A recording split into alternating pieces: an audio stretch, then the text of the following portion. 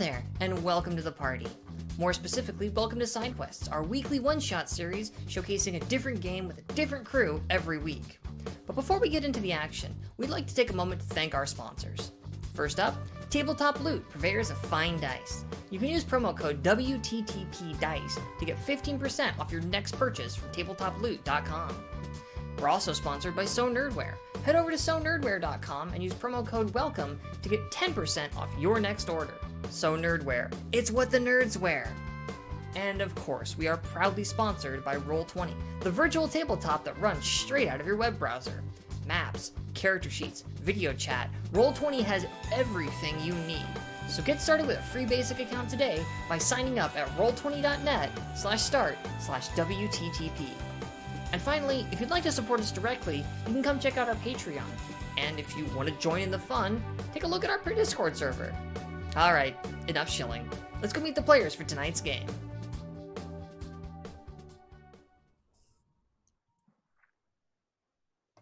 Hello and welcome to the party, and welcome to SideQuests. I am your game master Ulfrig tonight, where we are playing Thirsty Sword Lesbians, an alpha or a beta playtest game that is full of thirst, swords, and lesbians, as one might expect. With that, let's go ahead and we will jump into introducing our players. And we're just going to go clockwise on my screen. So we will start with Abigator/Riddle. Yes, hello. My name is Abigator, also known as Abigator Frenzy, but that doesn't matter because tonight I will be playing Riddle, who is a trickster and one of those she's very good at disguises. She's sneaky, she's good with locks, but they also are a little bit mysterious. So you don't know a lot about her, but it's nice to be here. Thank you. Riri. Hi, I am Glim, at Glimmer Art on Twitter, and I will be playing Riri, who is the recently chosen and has no idea what they're doing.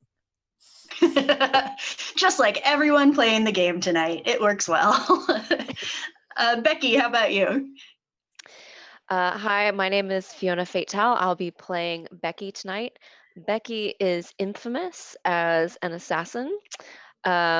She is an interesting, I won't want to say science experiment gone wrong, but previous trauma in her life has made her flammable in the most delicious ways. But she has realized the error of her ways and is trying to turn over a new leaf. So we'll see if she's allowed to do that. Oh, I have such high hopes for this one. I'm like, underdogs, yes, please redeem my cinnamon rolls. Varia, how about you? Yeah, I'm the Eva Serrate, playing Varia tonight, who is a scoundrel of the worst sort, flirty and loud, and always in the middle of the action, whatever sort of action that might be. Yeah, I'm happy to be here. Thank you. And Zelda. Hi, I'm Persephone. I'm playing Zelda, the spooky witch and also resident cat girl. She's lots of monster friends and other spooky supernatural abilities, and she's also really, really fucking gay, which that's kind of what you get in this game. Yeah, big surprise. Yep. So with that, let us go ahead and dive face first right into Thirsty Sword Lesbians. So, and just a word of warning, there will be so many silly and borderline dirty names coming up tonight. So if that's not your thing, that's cool. We'll see you here on SideQuest next week. If it is your thing, oh my God, I'm so glad you're here. All right. It is a dark time on the planet Queertopia. It is war. Once this planet was peaceful, with all of the countries allied under the Queertopic alignment. But lately, two countries, Heterosia and the Kingdom of Nogamy, have formed their own alliance called heteronormia. They are insisting that all other nations join their alliance or be conquered. Citizens of heteronormia are confined to one partner and one fixed, unchanging gender.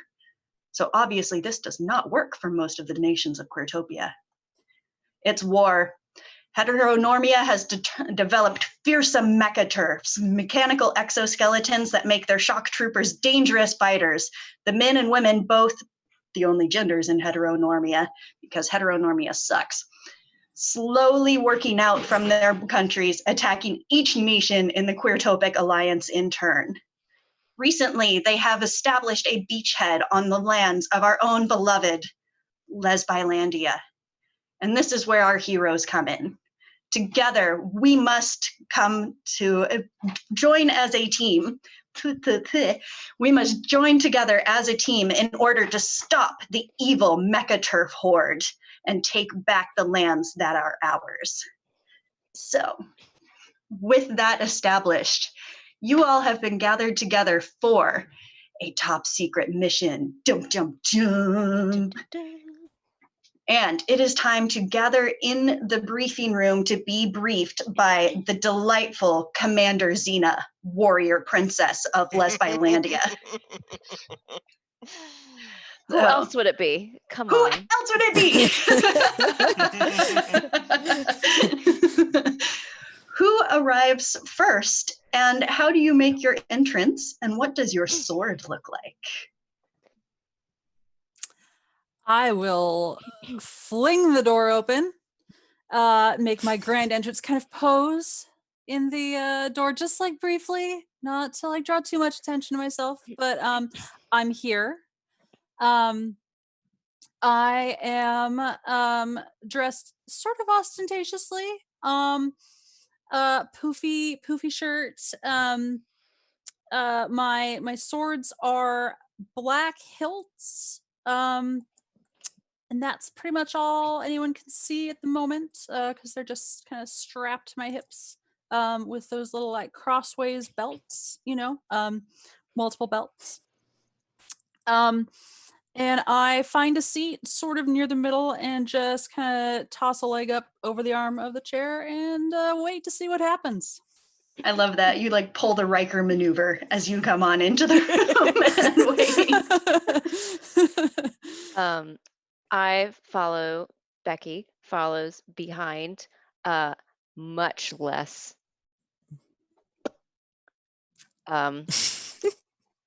dramatic, I guess is the right term for this. Basically moving slowly but silently in the shadows. And I'm going to go over and stand behind Varia in her chair. And I am wearing a very fitted black high neck down to my wrists and gloves, black sleek outfit. You can't see my swords because if you did, it would be the last thing that you see. So they are hidden on my body. That is so badass and awesome. Who I enters do after look Becky? behind and like see where Becky is and just kind of acknowledge that she's there. Yep, and I do a little eye roll.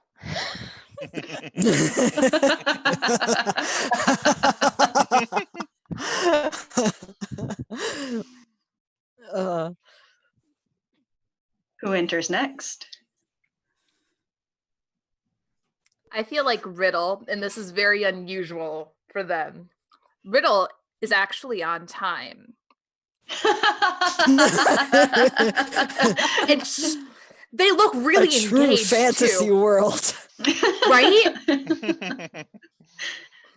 So Riddle comes in, and is Xena, our dear leader, there in the room?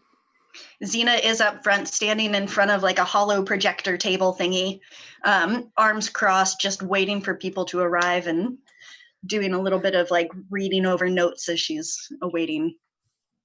So Riddle comes in, and Riddle looks very nondescript. Black sleeveless, has like a brown coat, basically could just blend in, kind of darker pants. You can see she's got some pockets that could be like daggers, and she has where her jacket ends. If you look really closely, you can see little colored blades just kind of sticking out. Ooh. But Very Assassin's Creed. but Mhm. literally, Riddle is just going to stop by the doorway and just eye Xena very appreciatively. Just kind of watch her do her thing. Commander Xena is going to look up and say, Riddle, I wish I could count on you to be on time like this every time.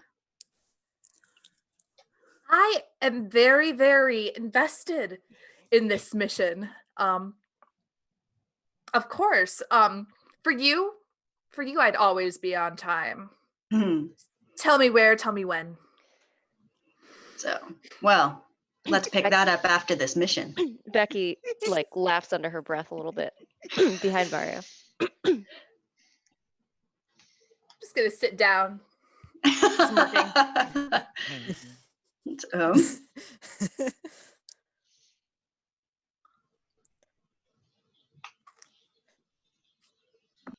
I don't know. Winters. I feel like Riri would kind of be following Zelda and maybe Yeah, just okay. staring at the bird.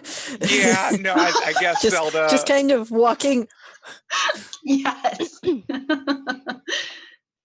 So Zelda and Riri come in together next? Yeah. Sweet. Zelda just walking in as her just tall as hell cat girl self, long, dark hair, big, fluffy tail.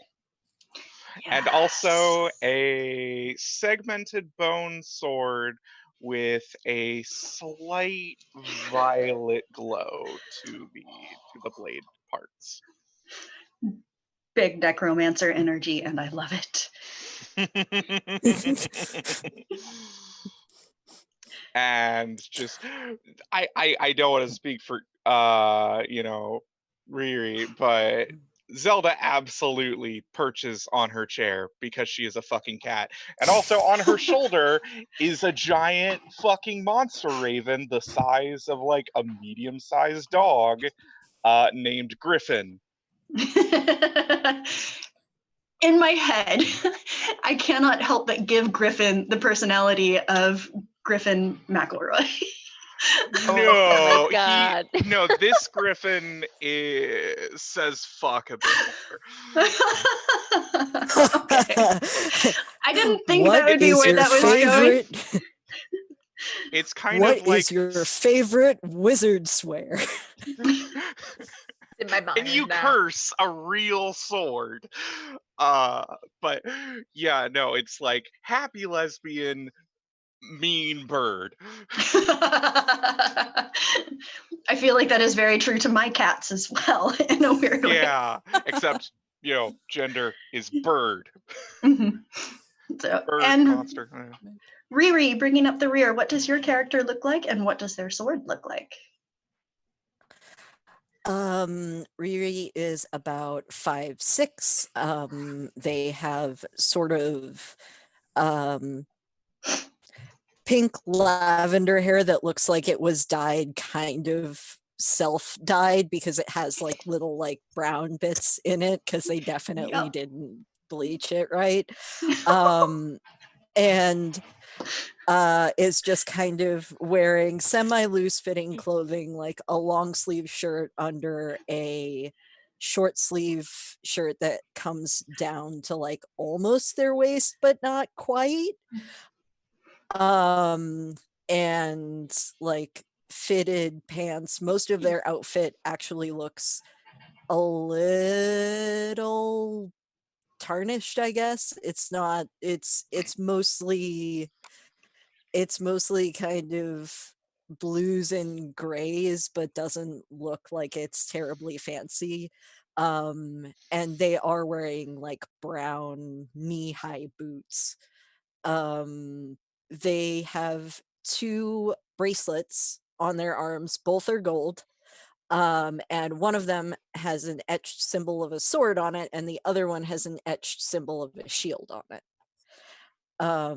And their eyes kind of shift from a hazel to a green as they look around the room at everybody and are just kind of like, ooh, people. Seeing the last of the company come in, Commander Xena gives Riri a little nod of, I see you there, and then puts down her notes and says, all right, listen up, lesbians. It's time for your first assignment. Sorry, everyone's reactions in chat just killed me to that. So, as you may know, the Mecha-Turf army has been expanding into our borders for far too long. At this point, our only option is to destroy the radio relay towers they are using to send out their toxic transmissions. We recently learned that they have established a new transmitter on Beaver Beach. It's our job to go in and destroy the Beaver Beach transmitter. Now, in order to do this, we have a meeting coming up with, just wait. In order to do this, we have a meeting coming up with a defector. We're going to be meeting in a club in the neutral zone called the Caddy Shack. The defector's code name, Vanilla Spice.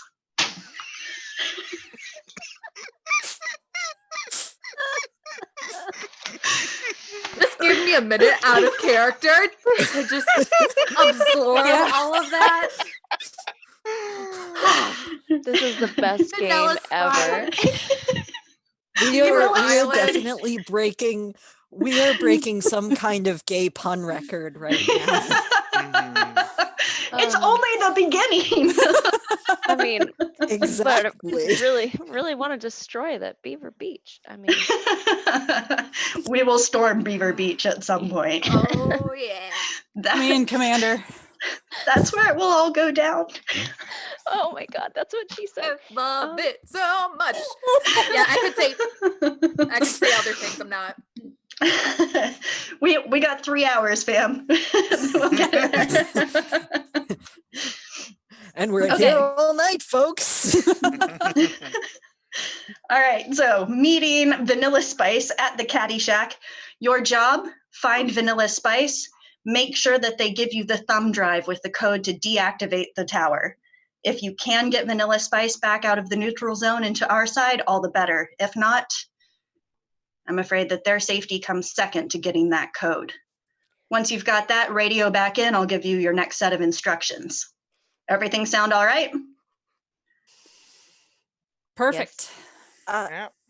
Do we get a map or do we need a map? Yes, I'm here is really your bad with directions. It's okay, I got this. So Varya, as your commander on this mission, has a copy of the map to the location. You have also been informed that Vanilla Spice will make themselves known by wearing a white dress. So, assuming that it's not a bubble party at the Caddy Shack, they should be easy enough to identify. Just Sounds easy hope enough. it's not a black tie event. What are the odds that it is a bubble party? Just I mean, it's Monday. Usually they have those on the weekend of the full moon so that the foam shows up better. But you never know. If things are really crazy on Saturday, it could still be something going on. I'd have to add that to my calendar. Question. Please don't. Riri asks, raising their hand. Asking the real questions. What's a bubble party? Oh, my sweet summer child. I would also like to know this. I kind of opened my arms to both of them. Let me explain to you the majesty of a bubble party. I kind of scoot them aside and explain. And Becky How is amazing. definitely eavesdropping, but acting like she doesn't care. But she definitely is trying to get some information because she too does not know what a bubble party is. The glories of white and the foam, because it's like a black light, right? Mm-hmm. Mm. Yeah. So it's like, So sorry, go ahead. out of character, it's you dump a whole bunch of foam from the ceiling over people with a black light on it. It sticks to all the people. Everyone is wet and like a combination of slippery and sticky, depending on the foam used, and dancing in the black light. The white dress too, Okay. sticking to people's bodies. It's nice. It's Sometimes nice. translucent, I'm guessing. Okay. A little bit. Yep. I've Got it. never heard of this. Good. Okay. I'm Good. not gonna. I'm with you. More Al- you know. Alfred. Yeah. That's Right, what people right. find fun. Focus though. Vanilla Spice. We got this. We're on it. Shouldn't, We it won't shouldn't let be you that down. hard.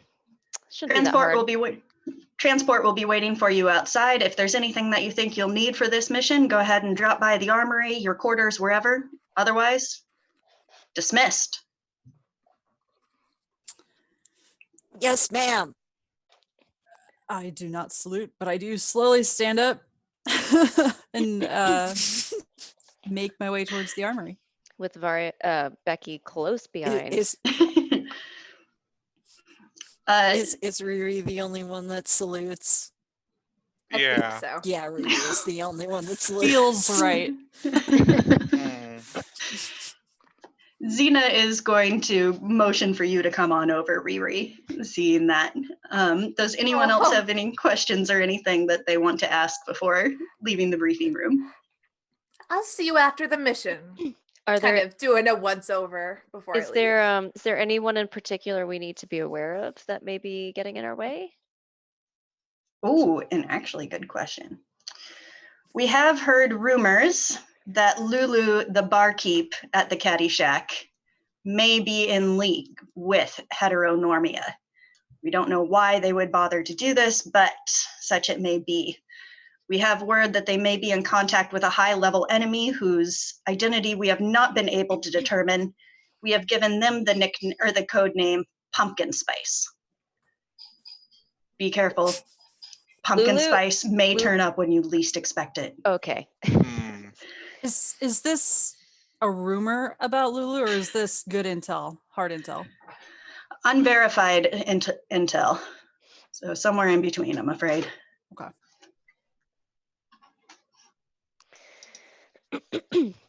What are the forces looking like between here and there? On the way to the neutral zone, fine. We have heard Oh. of discussion that there have been some mecha-turf patrols making their way into the neutral zone, but again, intel is spotty and we haven't observed enough patrols to know what those patterns are like. Stay sharp.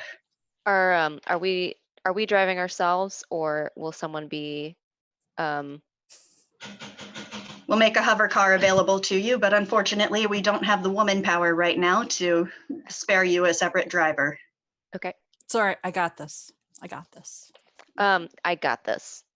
You got this. I got this. You got this. Yes, I got this. I've got a bike, all right. I'll ride my bike. Thank you, though. I feel like time Wait. is of the essence, maybe? Riddle, you know how I drive. It's fine. Kind of. Riri Glare a little looks bit. mildly afraid. Riri looks mildly afraid. Becky just smiles.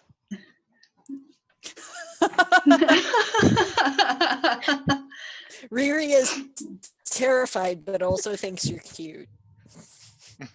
Oh, Riri. That's how she Do reacts. you want to make that some sort of heartstring move? Do you want to move to either entice or figure out something about Becky? Oh God, action. I want to go with figure out. All right. Becky is kind of like the strong silent type, right? Am I getting that? Yeah. So they got that vibe, and they're just kind of like, this person is really cool. And also I love that outfit. All right, go ahead and roll plus wit. So you'll roll 2d6, and then let me know what the number is with your wit added or subtracted from that. Oh geez, I don't think Riri is very witty. Okay, plus 0. Okay, plus 0. So gender fluid dice don't let me down. I was going to say, not even the roll is that's straight. a 7. Lucky Yes. 7. No, not even the roll is straight. All right. So 7, you get to ask 2 questions from below, but the person you are trying to figure out gets to ask one in return. The questions are, what are you feeling towards blank? What do you hope to get from blank? How can I get you to blank? And who do you love most? Ooh. Just some I light think questions. Riri would. What were the first couple? Because I think one of those was one that I wanted. What are your feelings towards insert name thing person here? Riri wants to know what are your feelings towards them, and also wants to know. I wish where are my moves? I have them up somewhere. Well, I go ahead promise and I'm not as unprepared. Heartstring moves. Figure out a person. What do you hope to get from? So Riri wants to know what are your feelings towards Riri, and how could I get you to talk to me and be friends?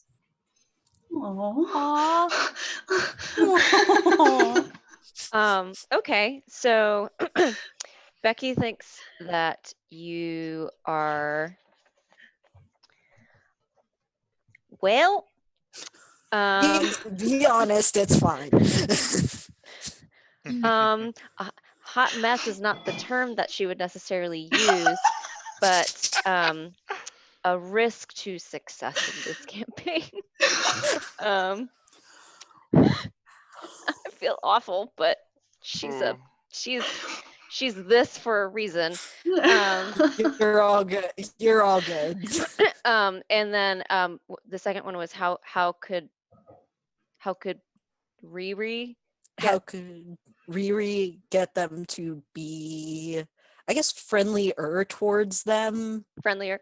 I think Becky's gonna need to see some battle competence, because right now you're a bit of an unknown entity, and yeah, that salute did not get you any favors. You stick out like a sore thumb when it comes to stealth missions, so let's work on some. We'll see. Despite the fact that they have absolutely normal clothing, Riri still manages to stick out like a sore thumb. You have lavender hair. Okay, well, there's that.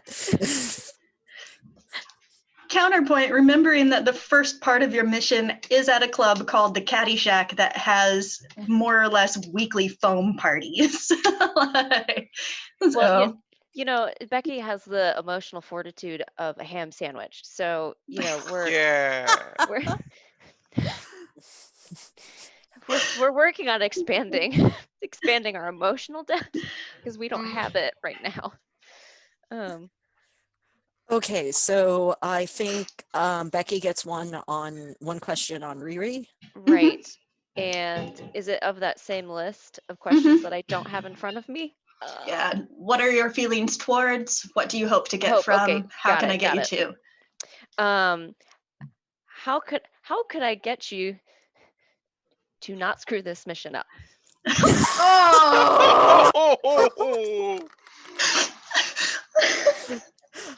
So, okay, there are 2 things. One, this is a 2-part question, so I don't. Okay, 1, make Riri want to impress you. 2, use them as bait.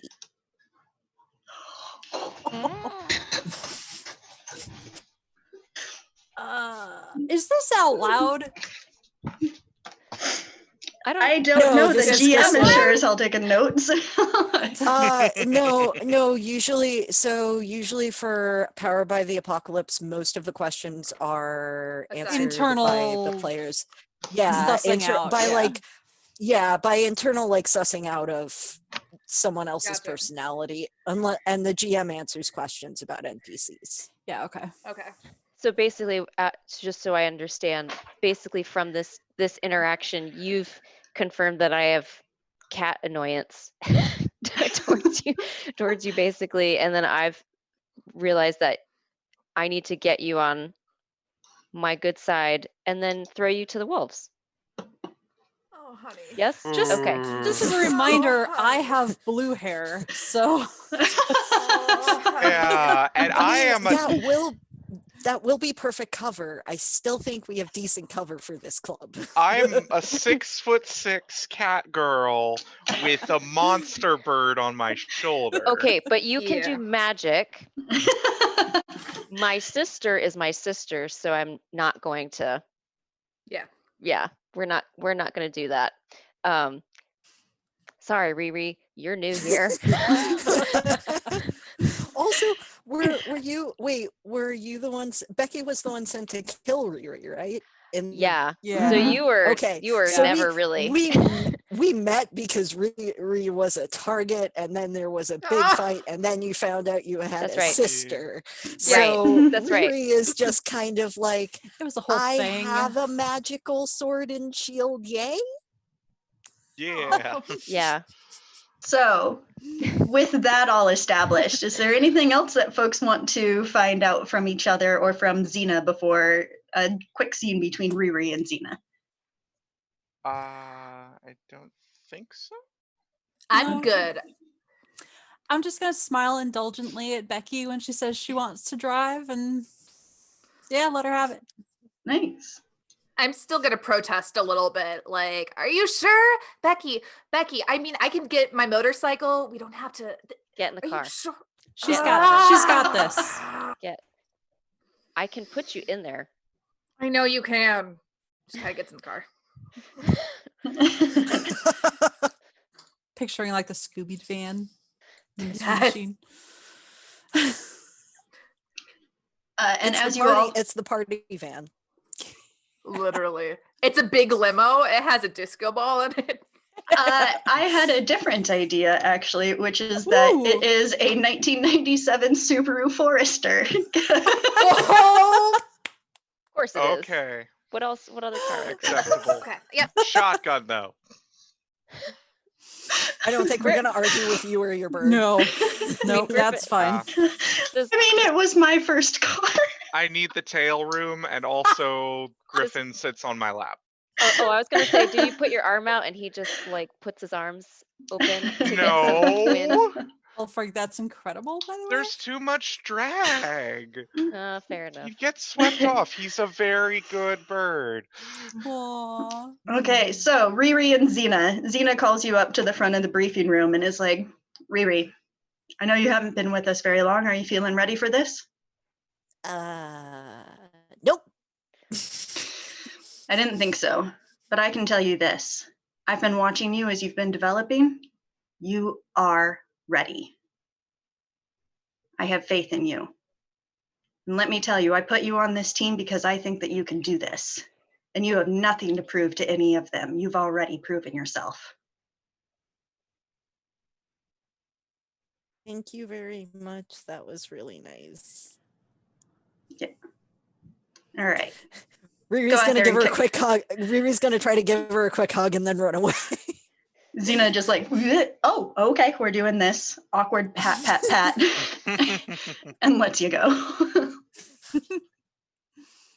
And So- Riri runs to the car and like looks at Shotgun, realizes it's taken, and just kind of awkwardly Mhm. Fari All just right. like pats the seat beside her. Come on then. thank you. Sits down, make sure buckle seatbelt. All right. So So you all hop into the Subaru Forester and head off to the Caddy Shack. Oh, Is it manual or is it standard or automatic transmission? what do you want? Standard, of It's course. standard shift then. Nice. I navigate for her. Like I Ugh. share Wait, the I map. thought Forever. shouldn't the person in shotgun navigate?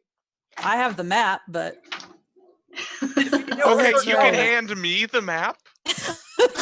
I'm up here. I don't want to argue with the spooky witch. Foresters just aren't that big. I think she can hear me. Yeah, but you ought to be able to see as well. So it's like, no, this exit right here. You know what? That's a good point. I'll give you the map. Yeah. Thank you. Look, spooky witch made a point. Yeah. I mean, I have a name. Thank you. Yeah. Yes, Zelda made It's Monster Zelda. Princess. Zelda's a really. Zelda's a No, really cool- that's my no Zelda. title. Zelda. Are we Yes. Just I'm not Princess unreasonable. Zelda. Are we ready to go? Princess Zelda. Can we? I think we can can go. Is everybody Mhm. buckled? Yeah. Okay. Oh, well, hey, okay, so while you're driving, Riddle is going to proceed to kind of, she's got a satchel and take it out and pull out an enormous amount of clothes to at least try to make everybody blend in a little bit. It's like the scene from The Princess Diaries where she's trying to get on her big outfit.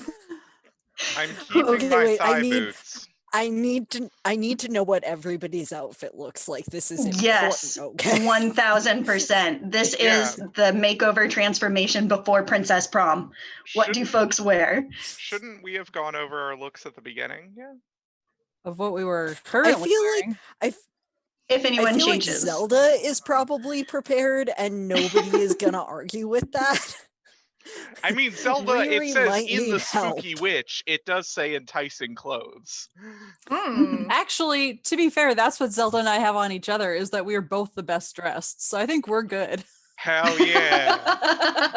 Oh, while this is going on and I am navigating, I want to actually try to figure Varia out. All right. Okay. Go ahead and roll plus your wit then. Yeah. While you're rolling, does anyone else change into any different outfit? I'm comfortable as I am. Can Riri just have one of those? I have this super big it's like a galaxy hoodie, but it has galaxy stars and clouds all over it, but just a fancier version of that with matching skirt shorts. They're jorts. Let's give it up. They're jorts. Yes. Do you also have like the giant high top sneakers? Yep. Yes. Riddle is going to try to convince you, like, are you sure? I've got some really cute crop tops. They'd look real, real good on you. And look, and she's showing you all these clothes that don't look like something Riri would wear. Riri's just like, but hoodies are comfy. I got a It's 10, like by the way. a hug. I'm having such intense college flashbacks with this conversation. Oh, yeah. I'm Alright. fascinated by all the outfits just coming out of this bag. Like I'm just Mhm. watching. Oh, yeah. Riri is It's a also lot. extremely impressed. That's a lot of clothing. You got to be So- prepared. Zelda, what did you roll as far as trying to figure out Varia? 10. 10. Oh, hot dang. So you get to ask 2 questions from the list, or you can save them for later on in the scene if you want to break them open in the caddy shack somewhere. I will ask one now. What do you hope to get like from this mission? I want to say something noble and inspiring, but mostly it's to kick some ass and protect my sister. Okay. Respect. Yeah. Yeah, I'm gonna save the other question. That's Okay. fair. That's fair. Cool. So Oh, Becky also- is just like, oh, go ahead. I was just gonna say, to amend that, also, like, if there's like infamy or like something to be gained from it, like currying goodwill is not out of the question. I just like, You yeah, want to kick some fucking ass. yeah, like down with the mecha turfs, man. Yeah, not a guy. No. Yeah. So, all right. Oh, go ahead, Becky. Sorry, I was gonna say Becky has just like been fly on the wall for all of these conversations and has not really made a move to change her outfit at all. So Wait, We're Becky also has like the driving, awesome like to be tons fair. of belts and stuff. say again. Why would you need to? I'm You in a- ha- I'm you in have a like black tons of bodysuit. cross belts and stuff. That's me. Yeah, No. you don't need to change your. No, I'm just in a black bodysuit, like from head Yep. to toe, basically. I mean, that's good for going to a club. Mm-hmm. I'm gonna be that. I'm exactly like that annoying girl in high school or college that's like, "Here, I got so many clothes. Why don't you try them on?" And it like brings out the shortest shorts and like the crop tops that you would never wear. They're so uncomfortable. They're not you, but she's still like, "You'd look awesome. Come on." I think maybe Zelda does take like a skirt that's like kind of short in the front and long in the back, and then like Girl, I some got kind of you. like big hat to cover up her ears. And so when we get to the club, there's not really much I can do about this giant fucking bird, so it's just gonna sit on the hat. It's like it's a goth aura. I love it. I love it. So Is it, then is it she just purple and takes black? Yeah, of course it is, right? So then with all of that, Becky just takes out a pair of bottle frame glasses and puts them on. Like, Okay. okay, here's my disguise. I love it. Touche. Amazing. So you all rock up in front of the caddy shack, and like the best club bangers are coming out every door, window, whatever there is in this place.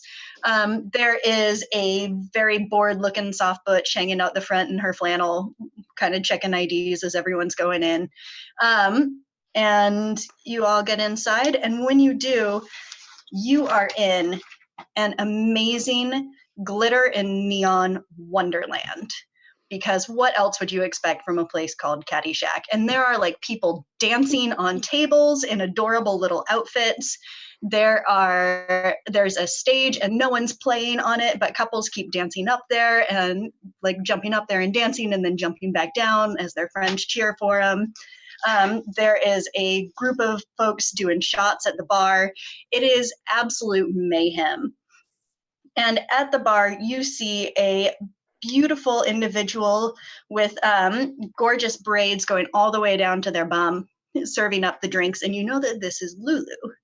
And this is the one who has both the information about your contact and might be in league with the mecha turfs. Also in the area, you see a number of people. You see a lady who looks maybe a little out of place. Like there's some aiming towards pinup-y, but without like the extra flair that you would expect from most citizens of Lesbilandia. Like that there's that kind of classic silhouette, but the makeup just isn't quite there type of thing. And there's another person in there who is also wearing like a nice sparkly bodysuit thing. And they are dancing and having a great time, but kind of every time they go up to another group, the group just kind of like looks at them and like closes off from them a little bit. And then they go on dancing kind of on their own. So you do not at the moment see anyone dressed in white. What would you like to do? First, Riri is turning to Zelda and being like, "You look amazing." Thank you. just some people can be very, I don't know, judgy about being a cat girl sometimes, so but You are perfect the way you are, and you pull off goth better than anybody I know. Perfect. You're a wonderful woman. Don't let anybody tell you otherwise. thank you. But yeah, I do I guess I can't think of something, I guess, more private than the bathroom. So just go to the bathroom, and then I would like to perform a ritual to commune with the unseen because I have an idea. This is definitely not the Bathroom? weirdest thing to happen in this bathroom either. Oh no. Oh, I'm certain. I'm certain. Bathroom witchcraft really reminds me of high school, though. Oh, Yeah, yeah, mood. definitely. And middle school. Okay. Does anyone else want to do a move or think about getting something ready while we've got bathroom witchcraft going on? I mean, you could help in the bathroom witchcraft for all I care. I don't know could. That if is I a little would- spooky for me. I'm gonna be dancing around, like looking for Who getting was the on, but looking for our Vanilla Spice. I mean, the thing I'm Very- gonna do is gonna help us find her, hopefully. I know, but dancing. We can split the party for a little bit. It's Oh okay. no! Oh no! I'll dance close to the bathroom, but around. Is Very is the head of the Mhm. mission, right? Yeah, like officially, but Officially. Yeah, if Zelda's going to do spooky witchcraft, Riri doesn't want to mess them up. So Riri's just kind of going to hang near Varia and be like, can I go talk to somebody? yeah. Is there someone in mind that you want to talk to, or someone you've got your eye on? Do we have a crush?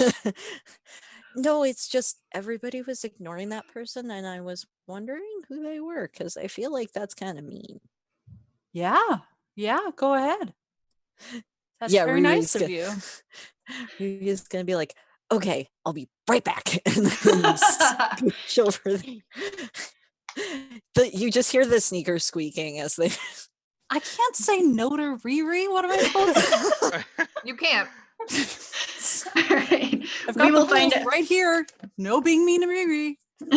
we will find out what happens with Riri and Sparkly Dancer in just a moment. Zelda, what does this bathroom ritual to call upon the unseen look like? I think carving out carving out the symbols and sigils that they like in like the bathroom stalls, because you gotta do lesbian bathroom graffiti. And Yes. also speaking monster language, because I can do that. Brilliant. Yeah. I'm so tempted to ask what monster language sounds like. It sounds like Stitch. No. No, I'm that was a bad joke. I'm sorry. I'm thinking it sounds something along the lines of Urdraskin Gorskelas. The like Skyrim Draconic, I guess. Mhm. Oh yeah, the Fusroda. Sure. That. All right.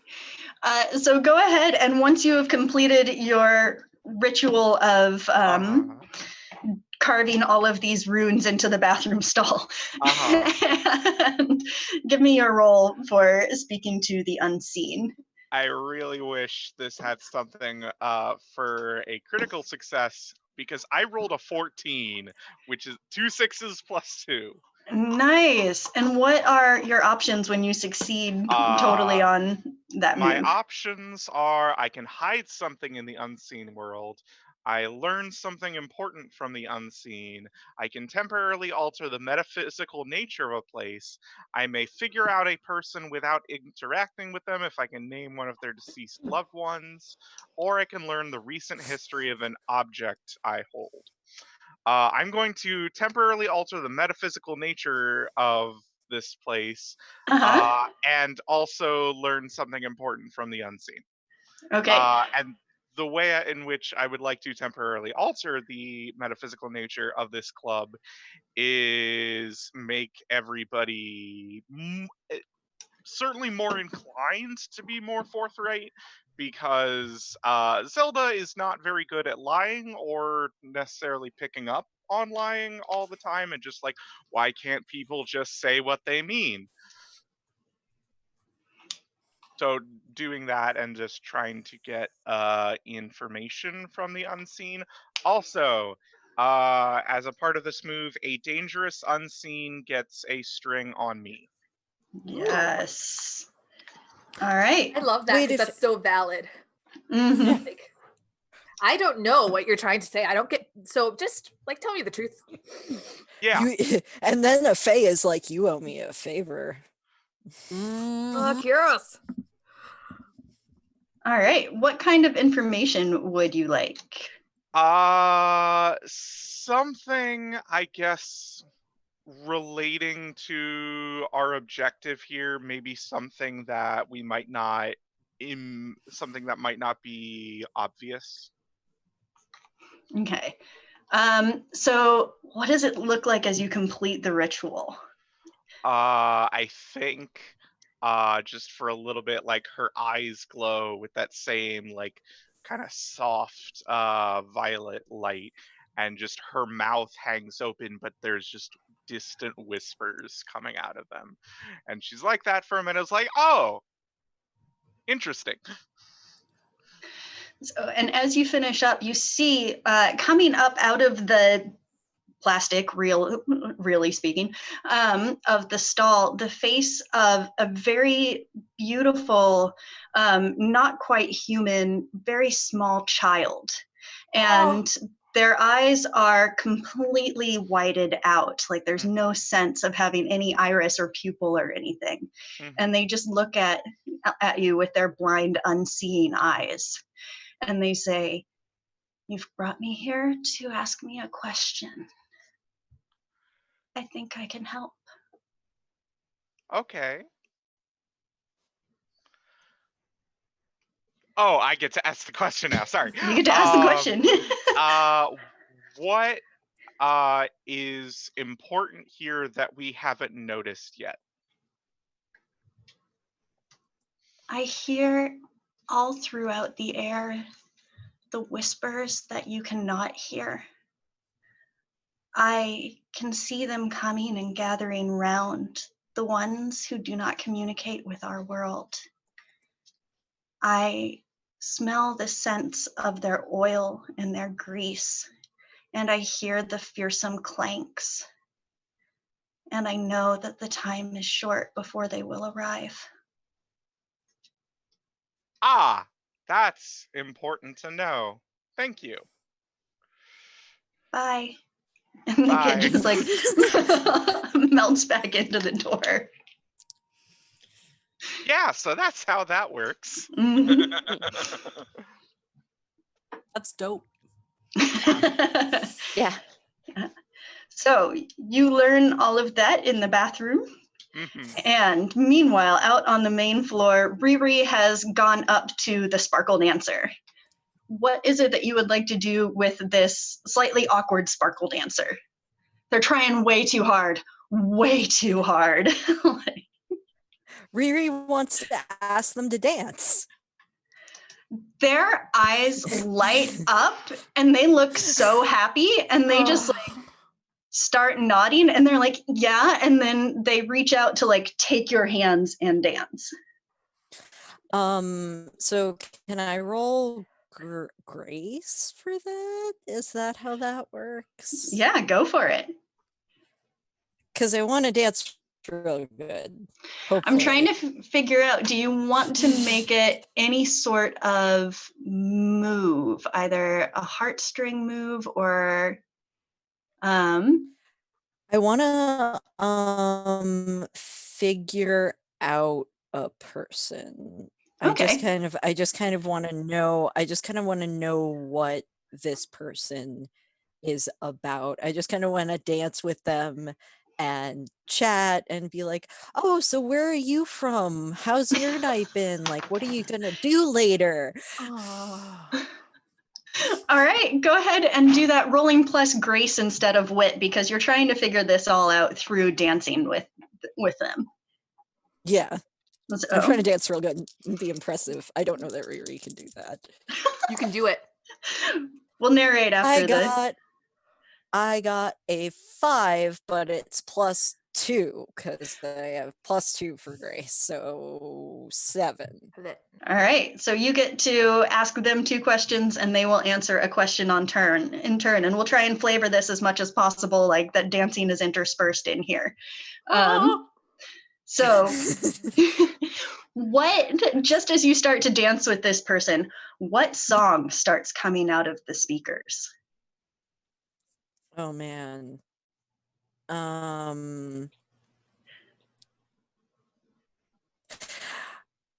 So I imagine Riri is just being this kind of really kind, like they're not oblivious. They just are a little unsure of themselves. But once they're on the dance floor, what was it? Saya's Cheap Thrills starts playing. Yes. That's perfect. Yes. and they're just kind of like, everybody's kind of doing the really like, I love Cheap Thrills, and like yelling interspersed with that. And then Riri's kind of, it's not necessarily that they're talking because it's kind of loud. It's more like leaning over and being like, so where are you from? All right. So what is the kind of like basic information that you're trying to get out of this person as you're dancing with them? I mean, they do want to know, like, oh, where are you from? Like, what's like, what brought you here, I guess, is more of a. Okay. What brought you here? They are going to be jumping up and down, and they are going to be just like trying to make this dance into something that it's really not. And make it like starts doing like the Macarena. Yeah, and at first it's like bad white uncle at a wedding is my reference point. Dancing like as they're doing it, and they're like, oh, I'm just here to have some fun. Woo! So, and you get the feeling that this person has never had fun in a club like this in their entire life. So. I guess my other question is there a question for hey, like, what's up with everybody else? Like, why would they, you look awesome, why would they like not like, why'd you just dance by yourself, you look nice? She is going to, is this a GM move I can make right now? I mean, I think it's a 7, so isn't that like a mixed success? So, okay. I think they're going, sorry, what was the question again? Because I just totally distracted myself trying to figure out. So it's like, it was what's up with everybody else, huh? Like, they like, you're really cute, why would they not want to dance with you? Well, sometimes people can be a little, when someone first comes in, they're a little nervous about it, but you think I'm cute? And from the way they're talking, you're getting the feeling that they have very recently arrived from heteronormia. Okay, so there's like there's a little bit of a kind of difference in how they, because Riri would know that because they also weren't left there not too long ago. Mm-hmm. So, and the two of you are going to keep dancing, and she's going to reach around Riri's waist, and she is going to just start like kind of that side to side hip sway with you. Yeah, Riri's just kind of like, oh, okay, we're doing this now. And she's going to lean in and she's going to ask her question. And she's going to say, so, what do you hope to get out of tonight? Becky is elbowing Varia. She sees this happening. like, oh my god, oh my god, oh my god.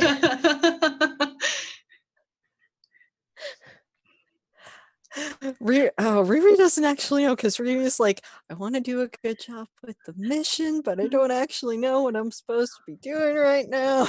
I just wanted to be nice to this person. Riddle has a bag of popcorn that she got out of her bag.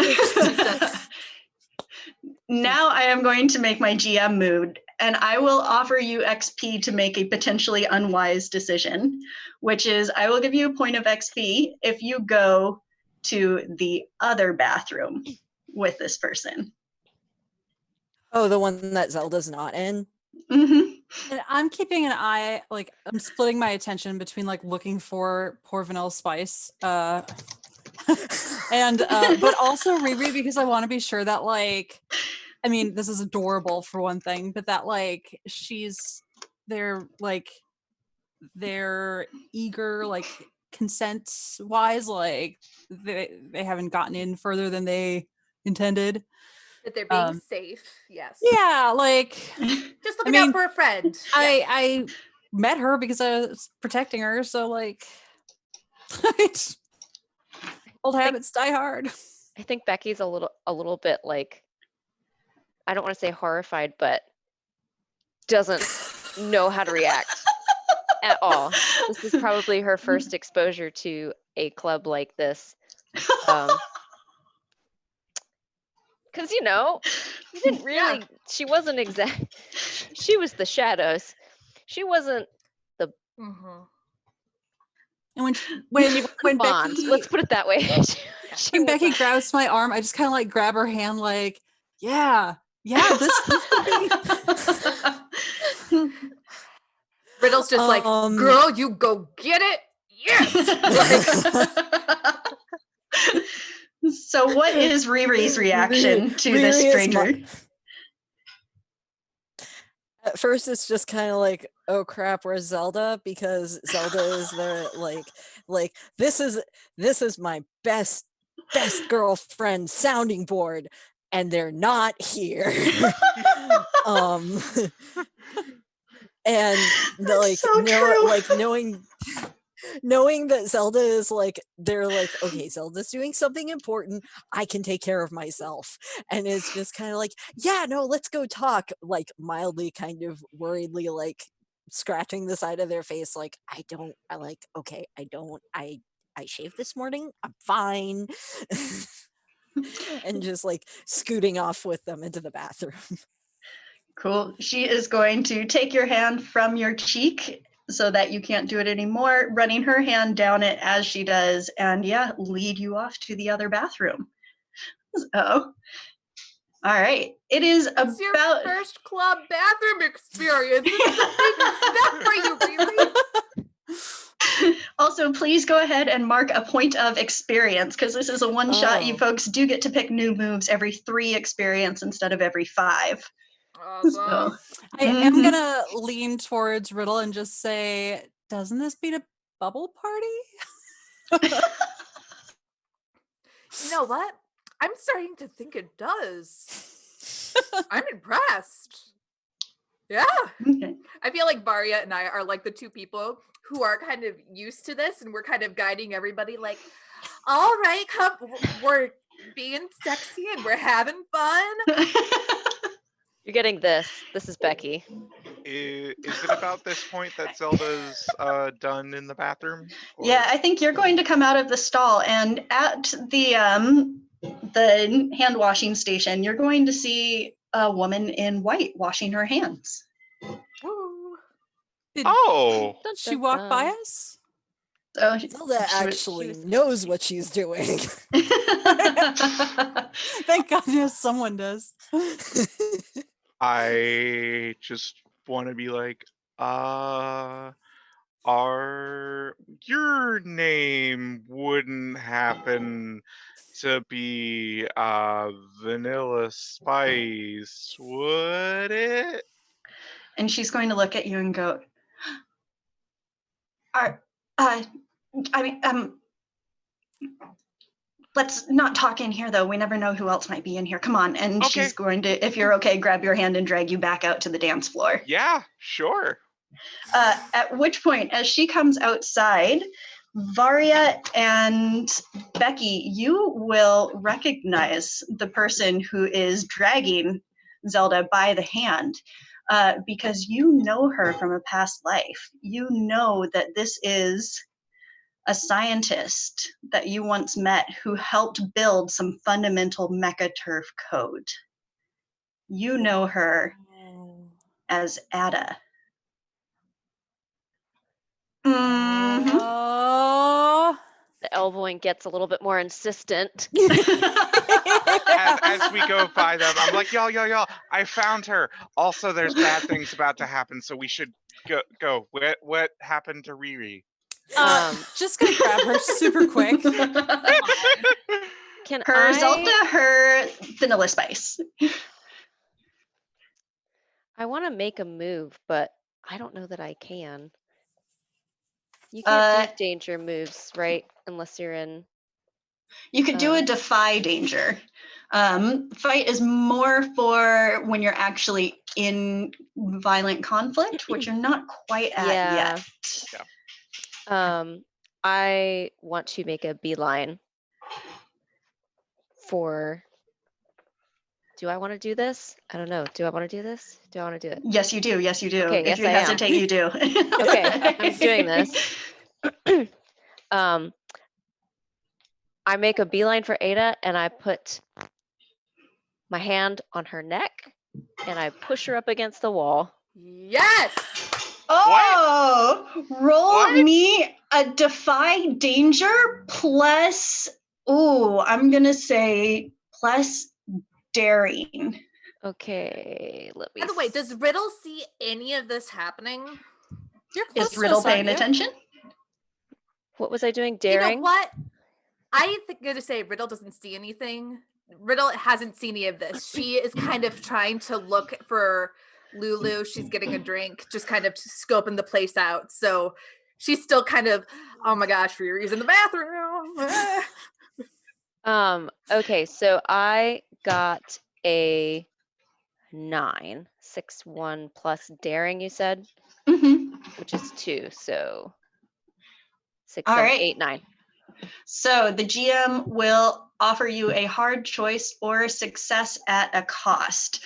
So I'll say that you can go ahead and pin her up against the wall, but it is going to attract the attention of every person in this club. And they are now looking at you, including Lulu behind the bar, who is shouting, "What's going on in here?"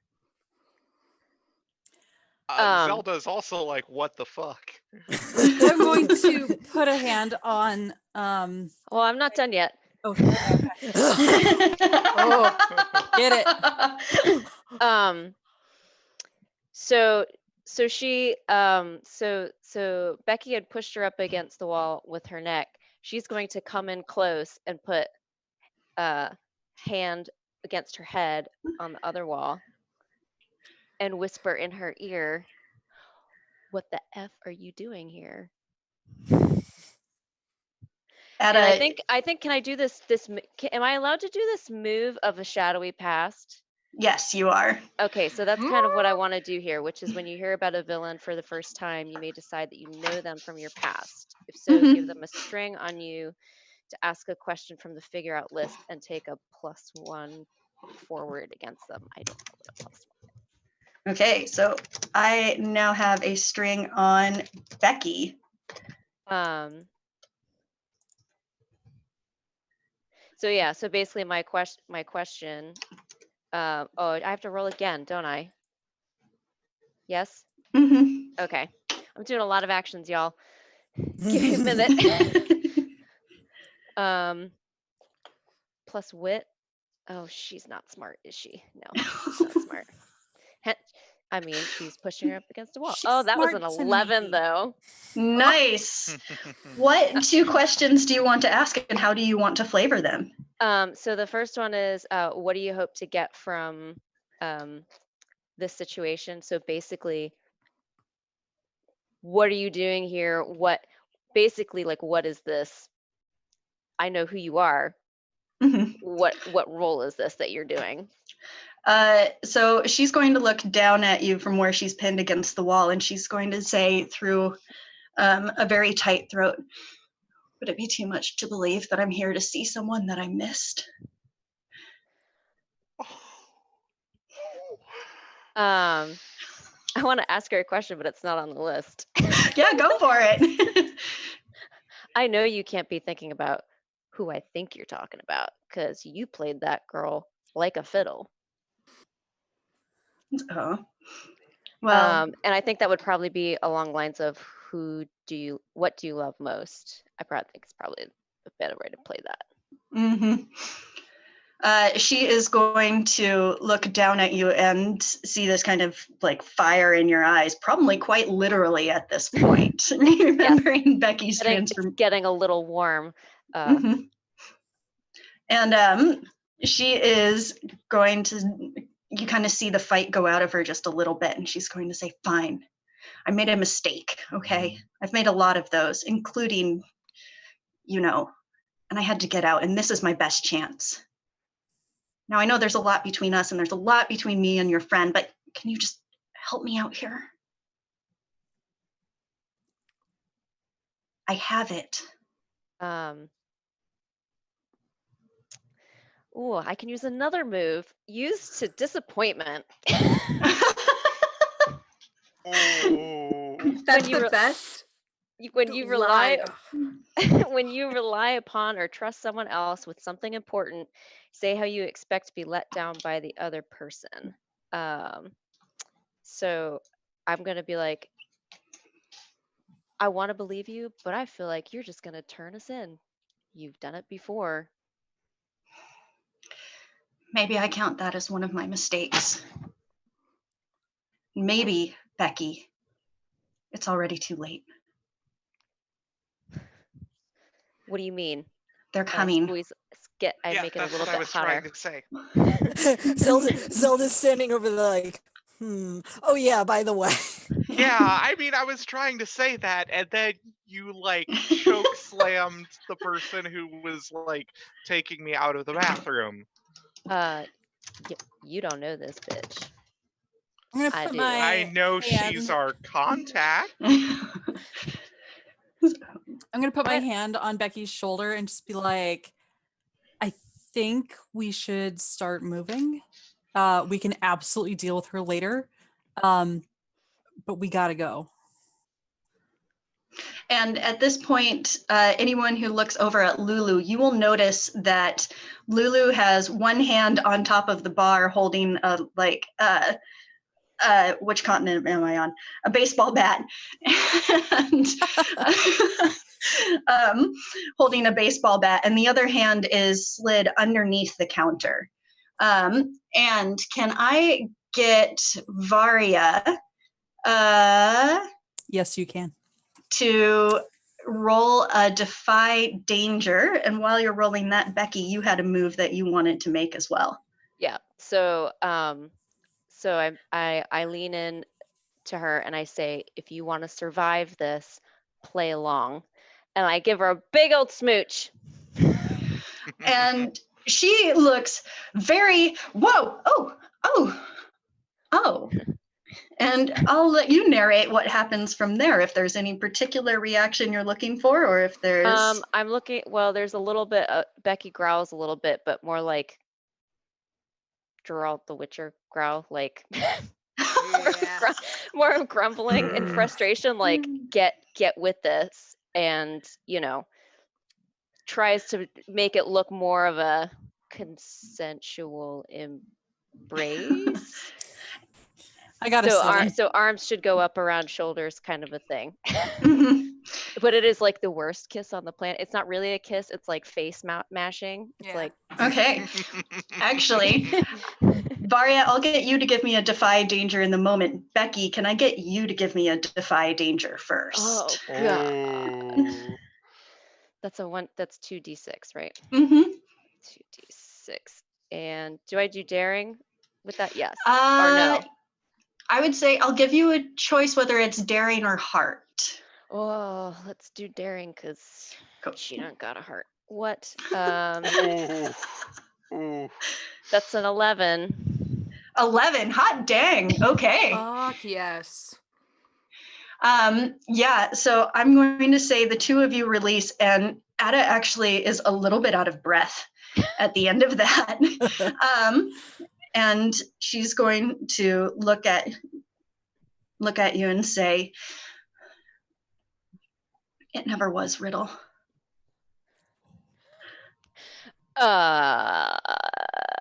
Does not compute. And Okay. I really think Becky's brain shorted out because my brain shorted out. That's for sure. Okay. Okay. And I think that's what she's like. Okay. We still got to go. We're gonna later. Now we're leaving. and you start pulling her, let's say, towards the front door, and she is going to say, "No, not that way," and start dragging you up towards the corner of the stage, and looking around to see who else is following. Make it more obvious, why don't you? And Varia, did you roll your defy danger, and what was it? It was 7. 7. Okay, so success at a cost or a hard choice.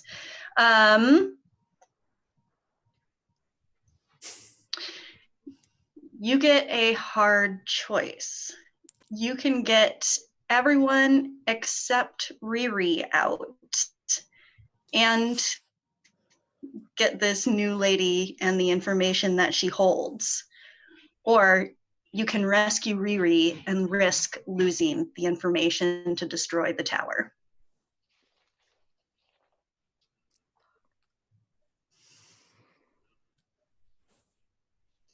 It's a very hard GM move.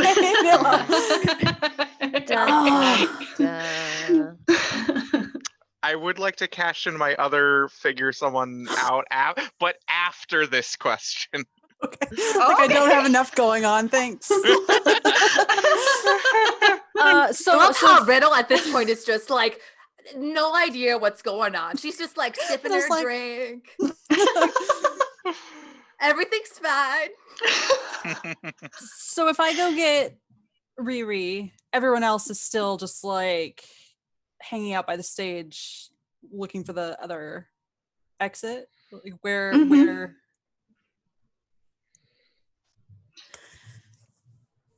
I'm going to get Riri. Okay, so what action do you take to get Riri? What does this look like? Paint the picture a little bit. Swear an awful lot, and I kick in the bathroom door, and it's the bathroom door that Zelda was in, and I go shit, and then I kick the right bathroom door, and I don't even see what I see. I just grab Riri and say, sorry, we gotta go. Cool. So yeah, you do. You grab Riri and start running back towards the stage. And it's just at this point that a battalion, it seems like, of mecha turfs come bursting in through the front door. There's like at least 4 of them. They are fearsome. In their exoskeletons, they stand 7 feet tall.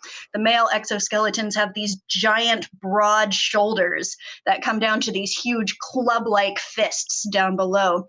The female ones are a little bit slimmer, but they have these very sharp, pointy things at the end of their arms, their own kind of blades, dagger thingies going on. And as you all are making your way towards the back, you see these folks come in, these mechaturfs come in, and they just start like barking out orders to the bar. And you know this is not kosher because this is the neutral zone. And so they're not supposed to be here, but it's a random Monday night at the Caddy Shack. No one is prepared for this. So they Get the come fuck out. Mhm. Yeah, literally, just nearest exit. It's kind of Riddle's, wherever the nearest exit is, that's not towards these exoskeletons, that's where she's going. Mhm. Zelda, you had a question you wanted to ask, I think. Yeah. Hit me. Can I slightly modify the wording of one of the questions under figure out a person? Oh, 1000%, yeah. Who do you love the most? Becky, Okay, full stop. Mhm. cool. Instead of necessarily, unless is the whole team going for the exit, or are we gonna try and fight in the bar? You can try 'Cause and fight in the bar if y'all want Oh, to. Zelda's totally fucking going for fighting in the bar. Full-on draws and- sword, takes the hat off, birds fucking flying, and the sword is on fire. Yes. Okay, Varia, you wanted to say something as well. What was that? I just answered my own question. You're good. Go on. Okay, cool. Yeah, so you bring out the flaming sword and you see these mechaturfs standing in the door. We'll say that the male ones are busy harassing people. And the female ones, though, see you and they raise their inbuilt sword arms and they square up. They are ready to fight. Go ahead and make me a fight roll. So a roll plus daring. Actually, because of Witchfire, I can roll plus soul.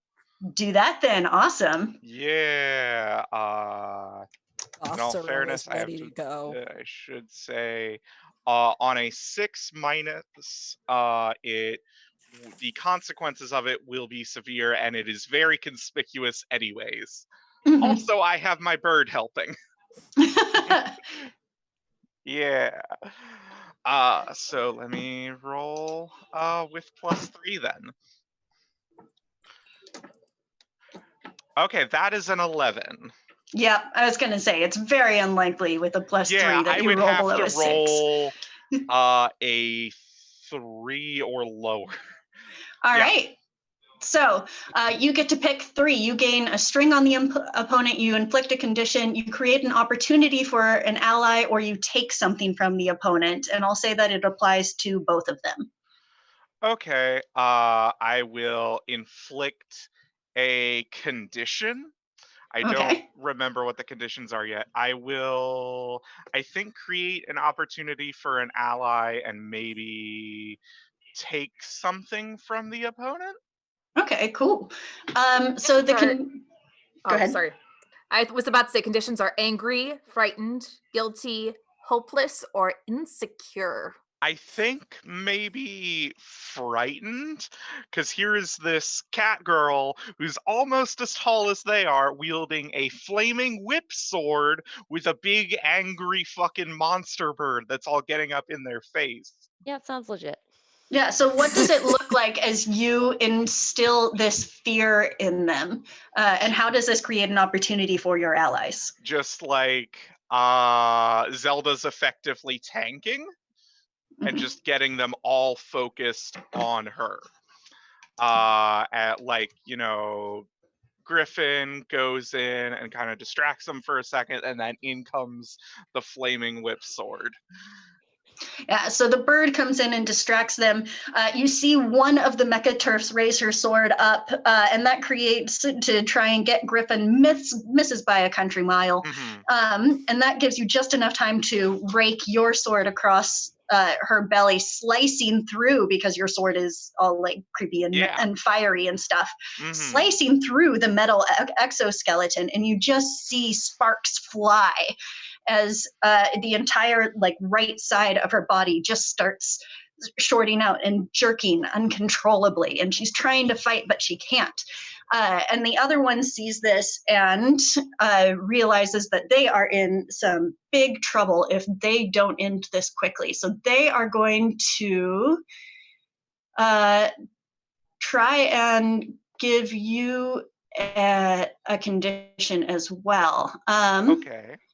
I want to say they're going to try and make you feel guilty.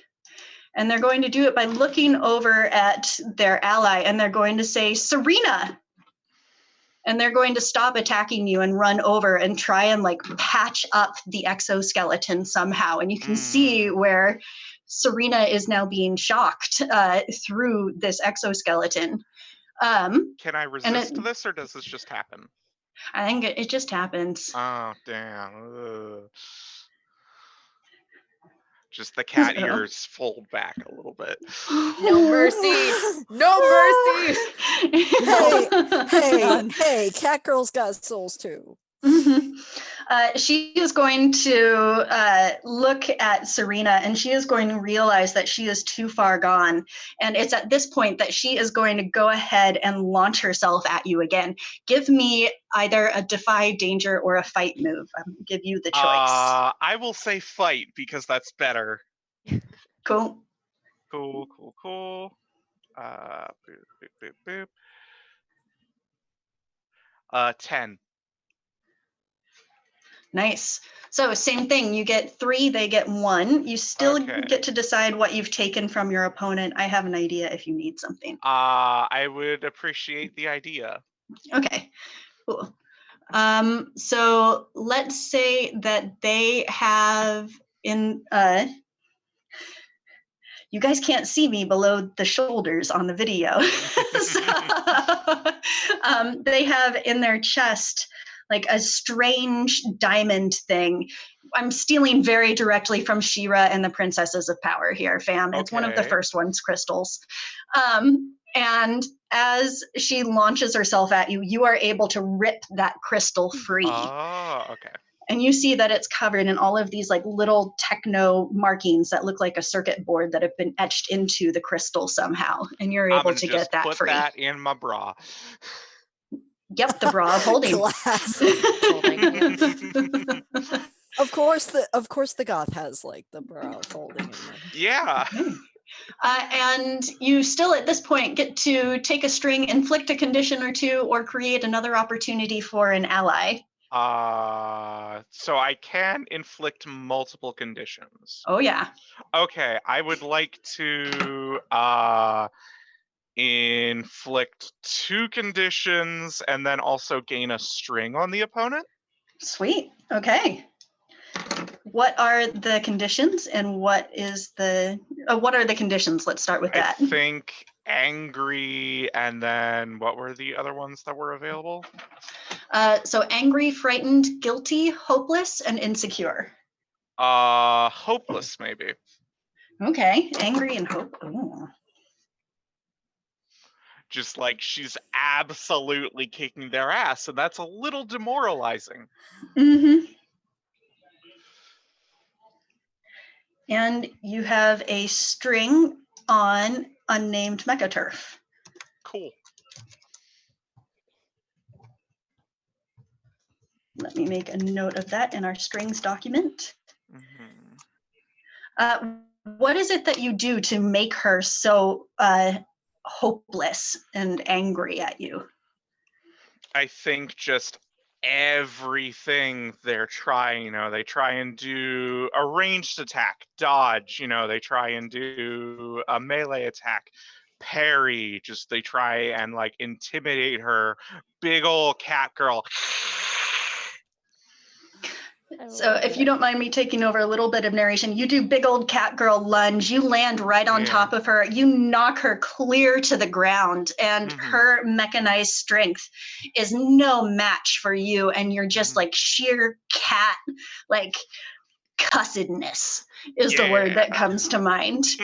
That is an excellent word. And she is trying so hard to break free. And it finally, after you rip this crystal free from her, you see her kind of like shudder in on herself a little bit. And that like lack of resistance is the thing that finally gives her the opportunity to roll away. And as she does, she lashes out with one of her sword hands. And they're very boring looking sword hands, just like some kind of silvery metal, very plain, very ordinary. There's no personality behind this. And she is going to strike out with that sword hand, and she is going to slash you across the across the chin and the cheek, and cut like not super deep, but a gash that it stings. It stings. And I'm going to say that she has taken something from you with that. She has taken just a little bit of Zelda's like sense of infallibility. So, very, very much a memento mori moment. And that's when she's able to scramble back up. And at this point, you see the two like dude mecha turfs come up either side, and their fists are ready to like just smash this little cat flat. But remembering that you have created an opportunity for an ally. So this has given everyone else the chance that they need to get on out to the back door and start running down the alleyway.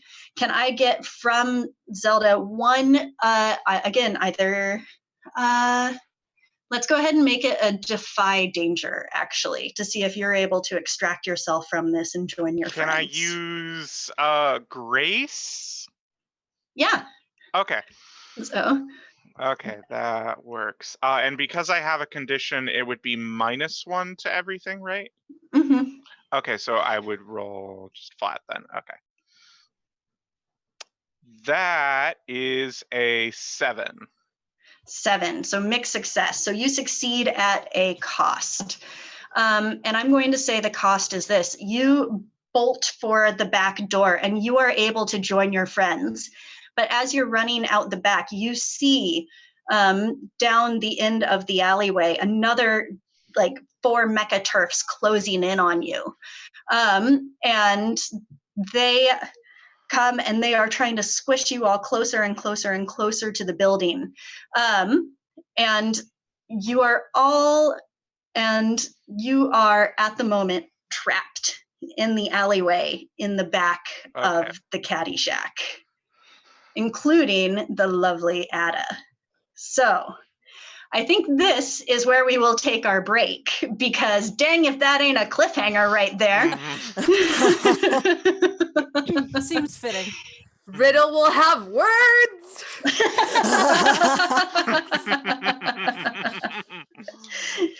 And just before we head to break, I would like to give a huge shout out, a big thank you to all of our sponsors. Of course, you'll be hearing a little bit more about them in a moment.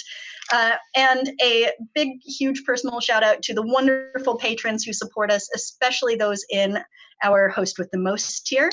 That is Don G, Jack C. I'm excited. I can't talk. Jack C, Nerdy T, and Michelle E. Thank you all. We'll be back in about 10 minutes. And until then, stay gay. Thanks so much for hanging out with us today. If you get a second during break, you should check out one of our amazing sponsors. We're now proudly sponsored by Roll20, the best virtual tabletop for all your role-playing needs. Over 4 million people use Roll20's virtual tabletop to power their favorite games. And with more modules than you can shake a stick at on their new revamped storefront, you'll definitely find something for your group to enjoy. Sign up today by clicking the link below or heading to roll20.net/start/WTTP. Tabletop Loot is an amazing place to get your dice bags, dice boxes, and more.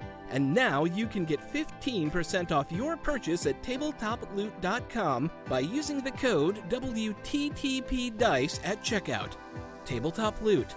Your party starts here.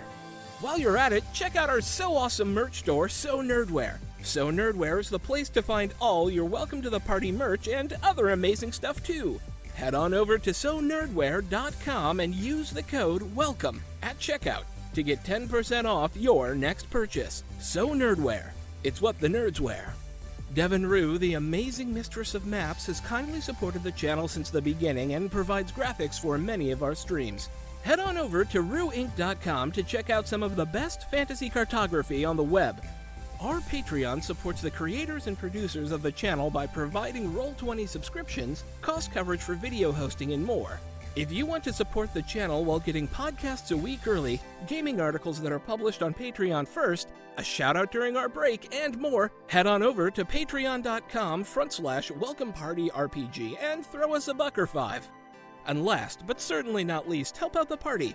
Subs and bits not only support the stream, but also every 500 bits or a tier 1 sub gives a player or DM of your choice a reroll or system equivalent, and every 1000 bits or tier 2 sub gives a player or DM of your choice a crit or system equivalent. Thanks again for hanging out with us today. The game will be back in just a few minutes.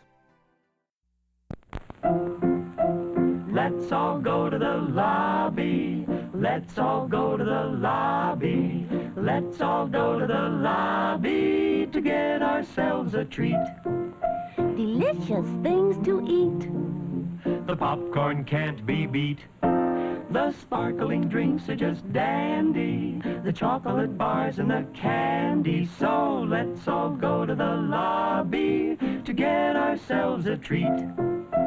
Let's all go to the lobby to get ourselves a treat.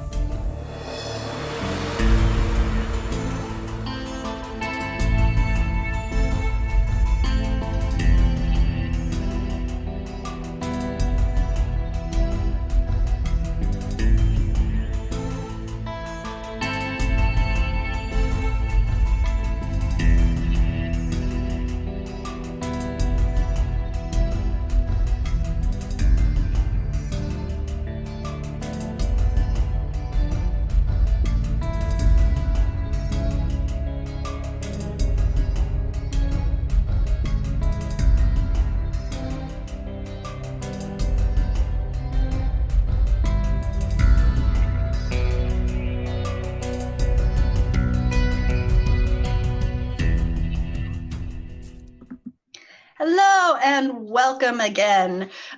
We had just exited the Caddyshack where our intrepid lesbian heroes had run into some more mecha turfs, who were holding them up against, kind of like pitting them up against the back entrance of the club. They know going back inside is not an option.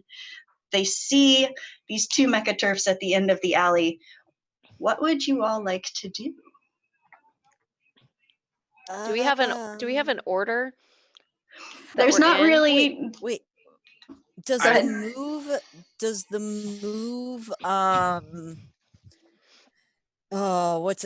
move help me apply here? Read it out for me. I'm on the wrong playbook. I'm sorry.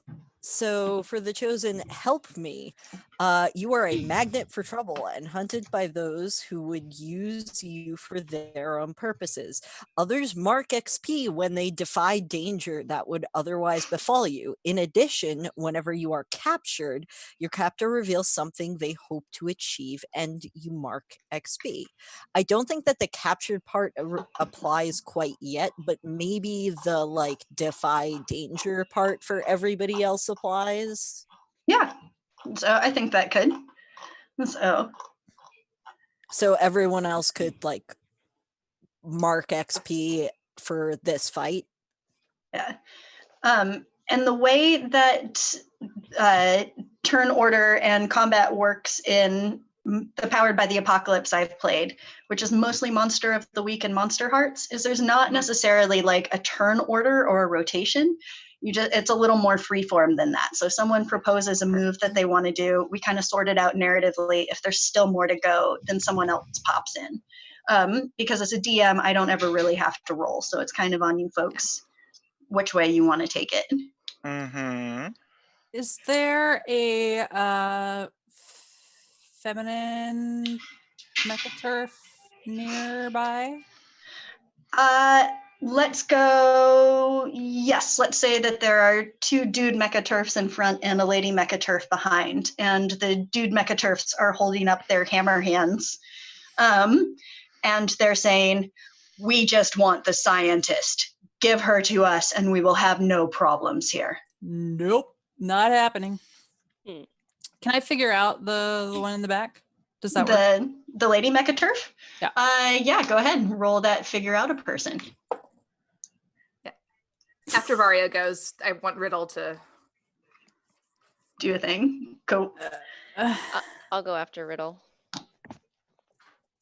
4. Okay, go ahead and mark experience. So that is a. Oh, go ahead.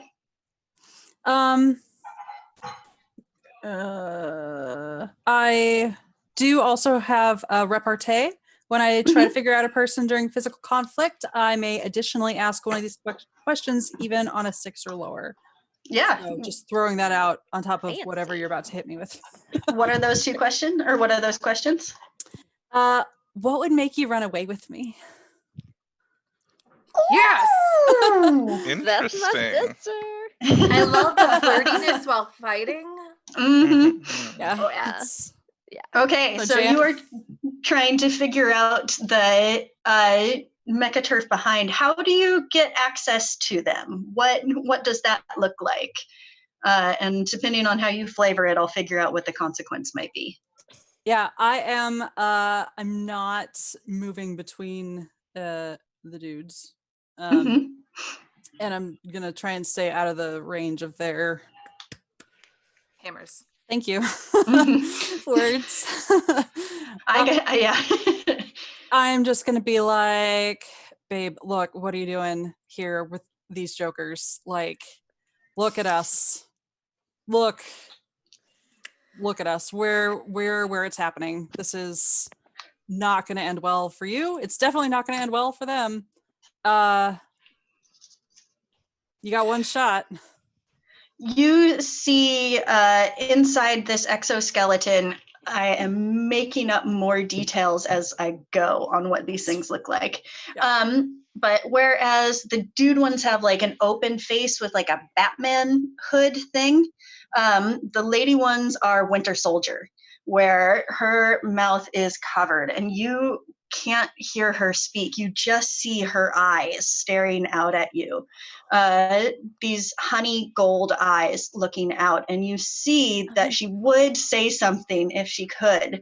And then you see this kind of like, as she is kind of leaning forward towards you, you see the machine reassert itself, and she smacks back up into that very military position with the hands ready to go, as she is standing behind, flanking her male comrades.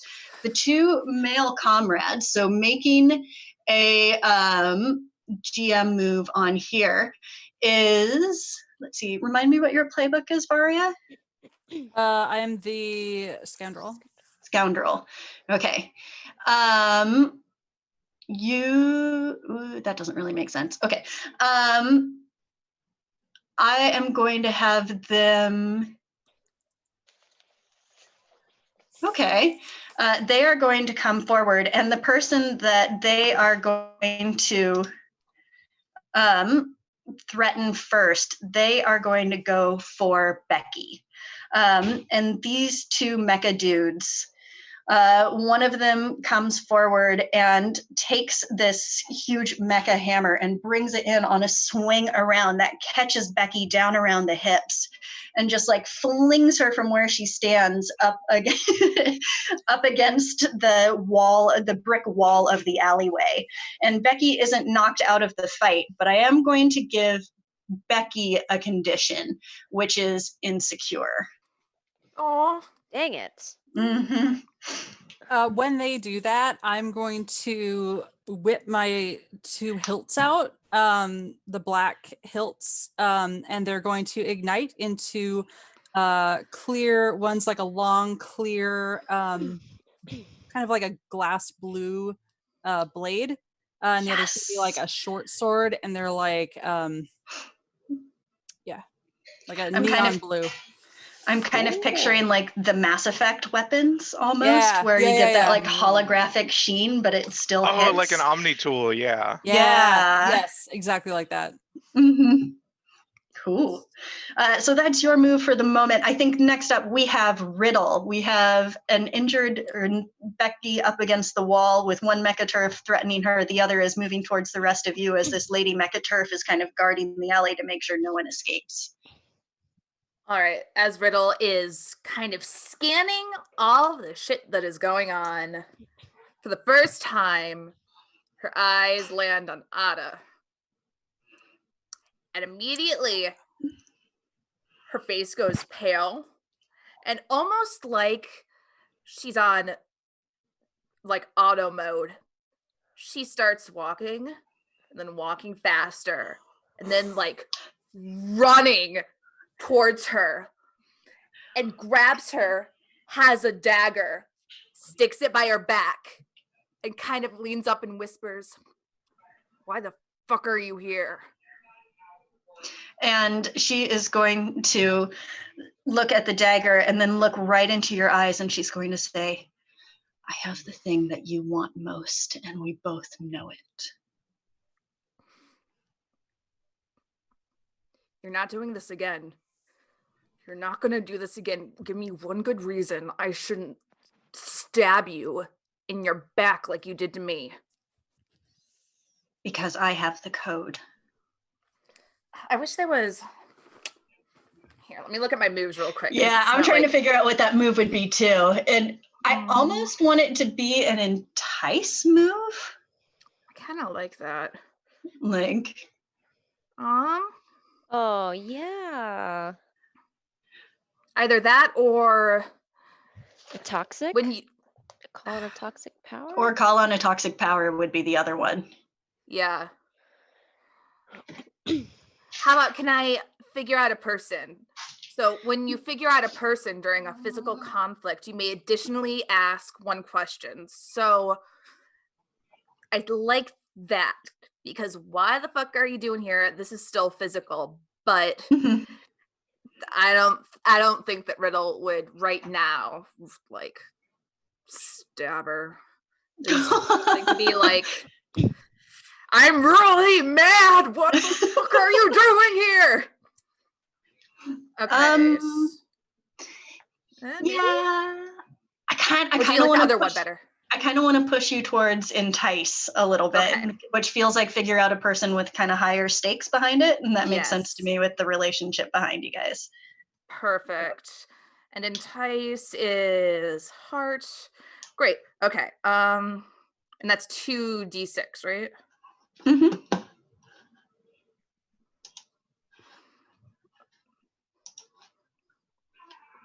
All right. So 5, 6, 7, 7 altogether. All right, so 7 to 9, you get a string on them. So Another string, great. Riddle has a string on Ada. And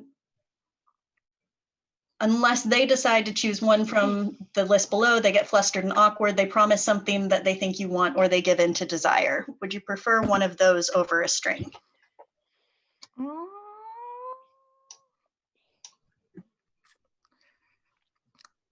I almost want to say given to desire, or we can do a string. I've already got I think they already have a string on me, or I have a string on them. So I'll make that your decision.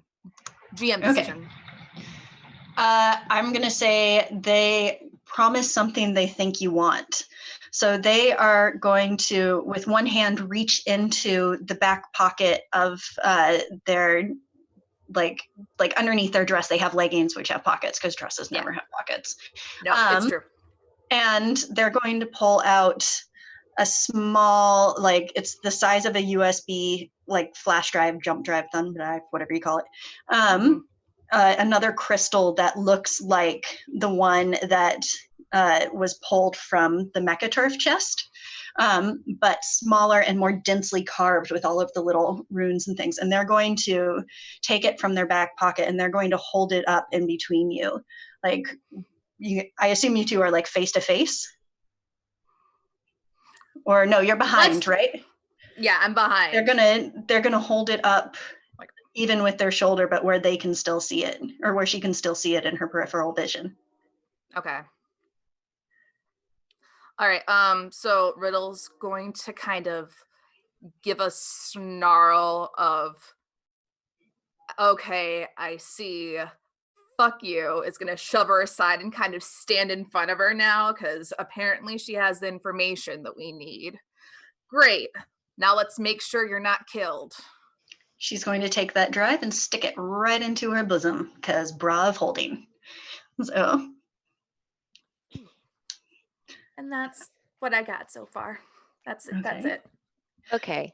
So I'm pinned by the hammer, right? So I'm pinned by the Mechaturf. Like how big is it? Is it more like a RoboCop style exoskeleton? Is it okay?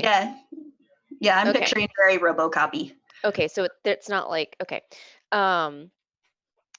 So here's what I'm going to do. I am going to look this douche in the eyes and be like, oh, you messed with the wrong girl. And I'm going to put both of my hands on his chest, and I am going to release my flames and my nanite swords, which are basically just going to shoot out of me straight into the mecha chest. Amazing. On fire. Did I say they were on fire? Because they're on fire. They're on fire. So cool. Yeah. And my hair goes on fire too. Because I'm not happy. Flaming gaze. Yeah, because I'm way better than this, and I'm not happy that I just got pinned by a douche against the wall. I love now, it. do you have a special move that this works for, or is this a straight up fight move? Not really. This is a straight up fight move. All of my playbook moves are very angst. They are very angsty. Poor Becky. Yeah, she's So I should roll fight then. Sorry, I'm like flipping through all of my sheets so to try and that's find this. So let me 2d6 plus daring. Plus daring.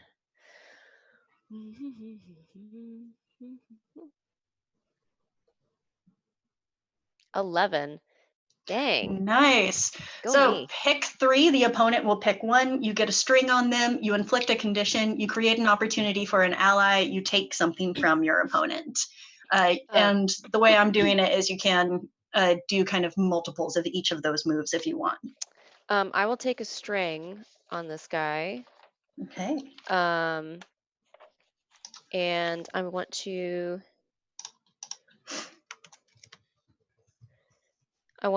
inflict a condition. I want him to be insecure. Sorry. Okay. You can chuckle as much as you want. And then I'm going to take something from the opponent. Okay. What would you like to take? I want to rip out that little star jewel thing that they've got. Cool. In the middle. You now have another little diamond jewel thingy. And you see as this happens that like he's got the Chris Nolan Batman hood shiny eyes thing going on. You see the these are the references I got, fam. Like, it's this and She-Ra. You see those go dark, and he is now, in addition to everything else, blinded. But he is going to lash out with let's say he's got you kind of that classic, like hammer's got you under the throat beneath the wall. As you sink your... Okay. Oh, sorry, hips. Cool. Got you by the hips against the wall. He is going to feel the burn on his chest as you pull this out, and he's going to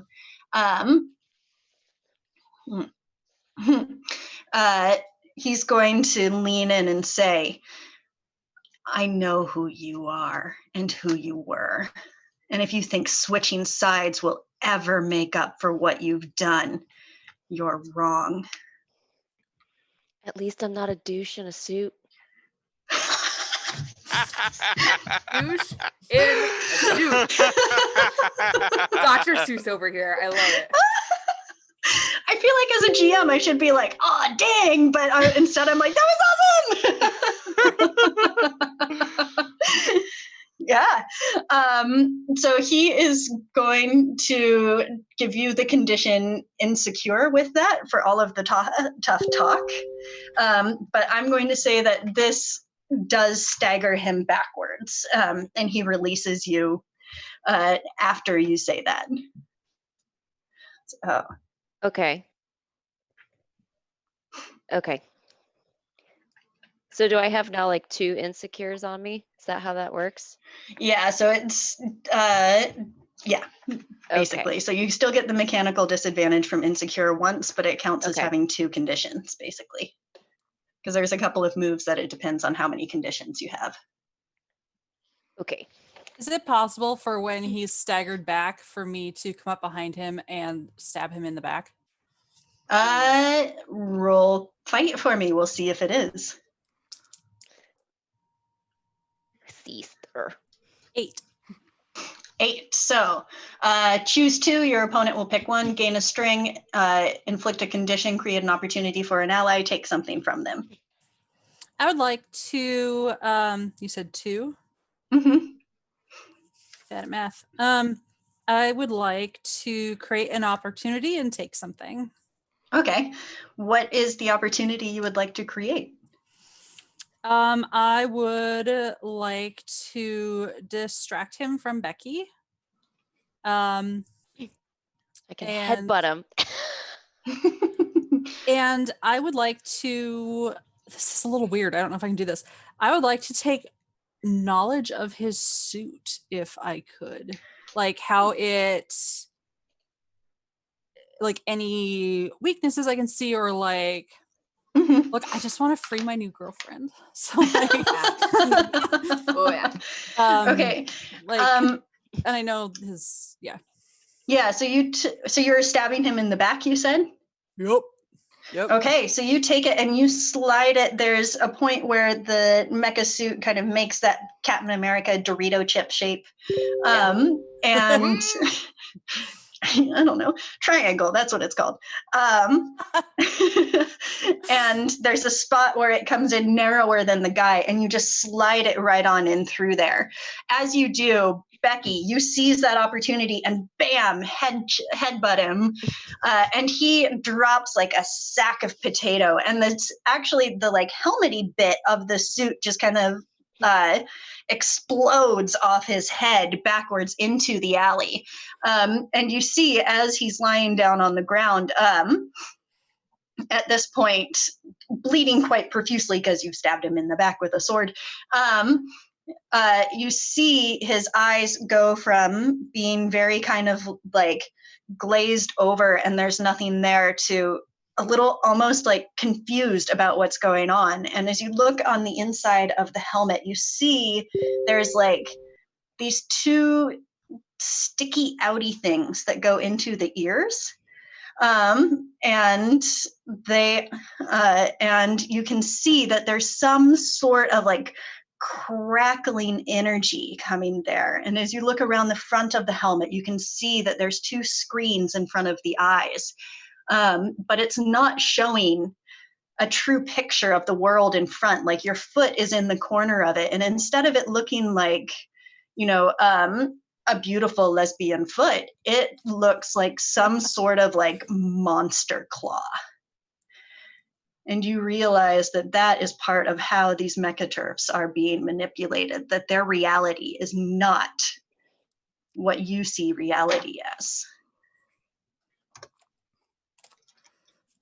Makes sense. Oh, shit.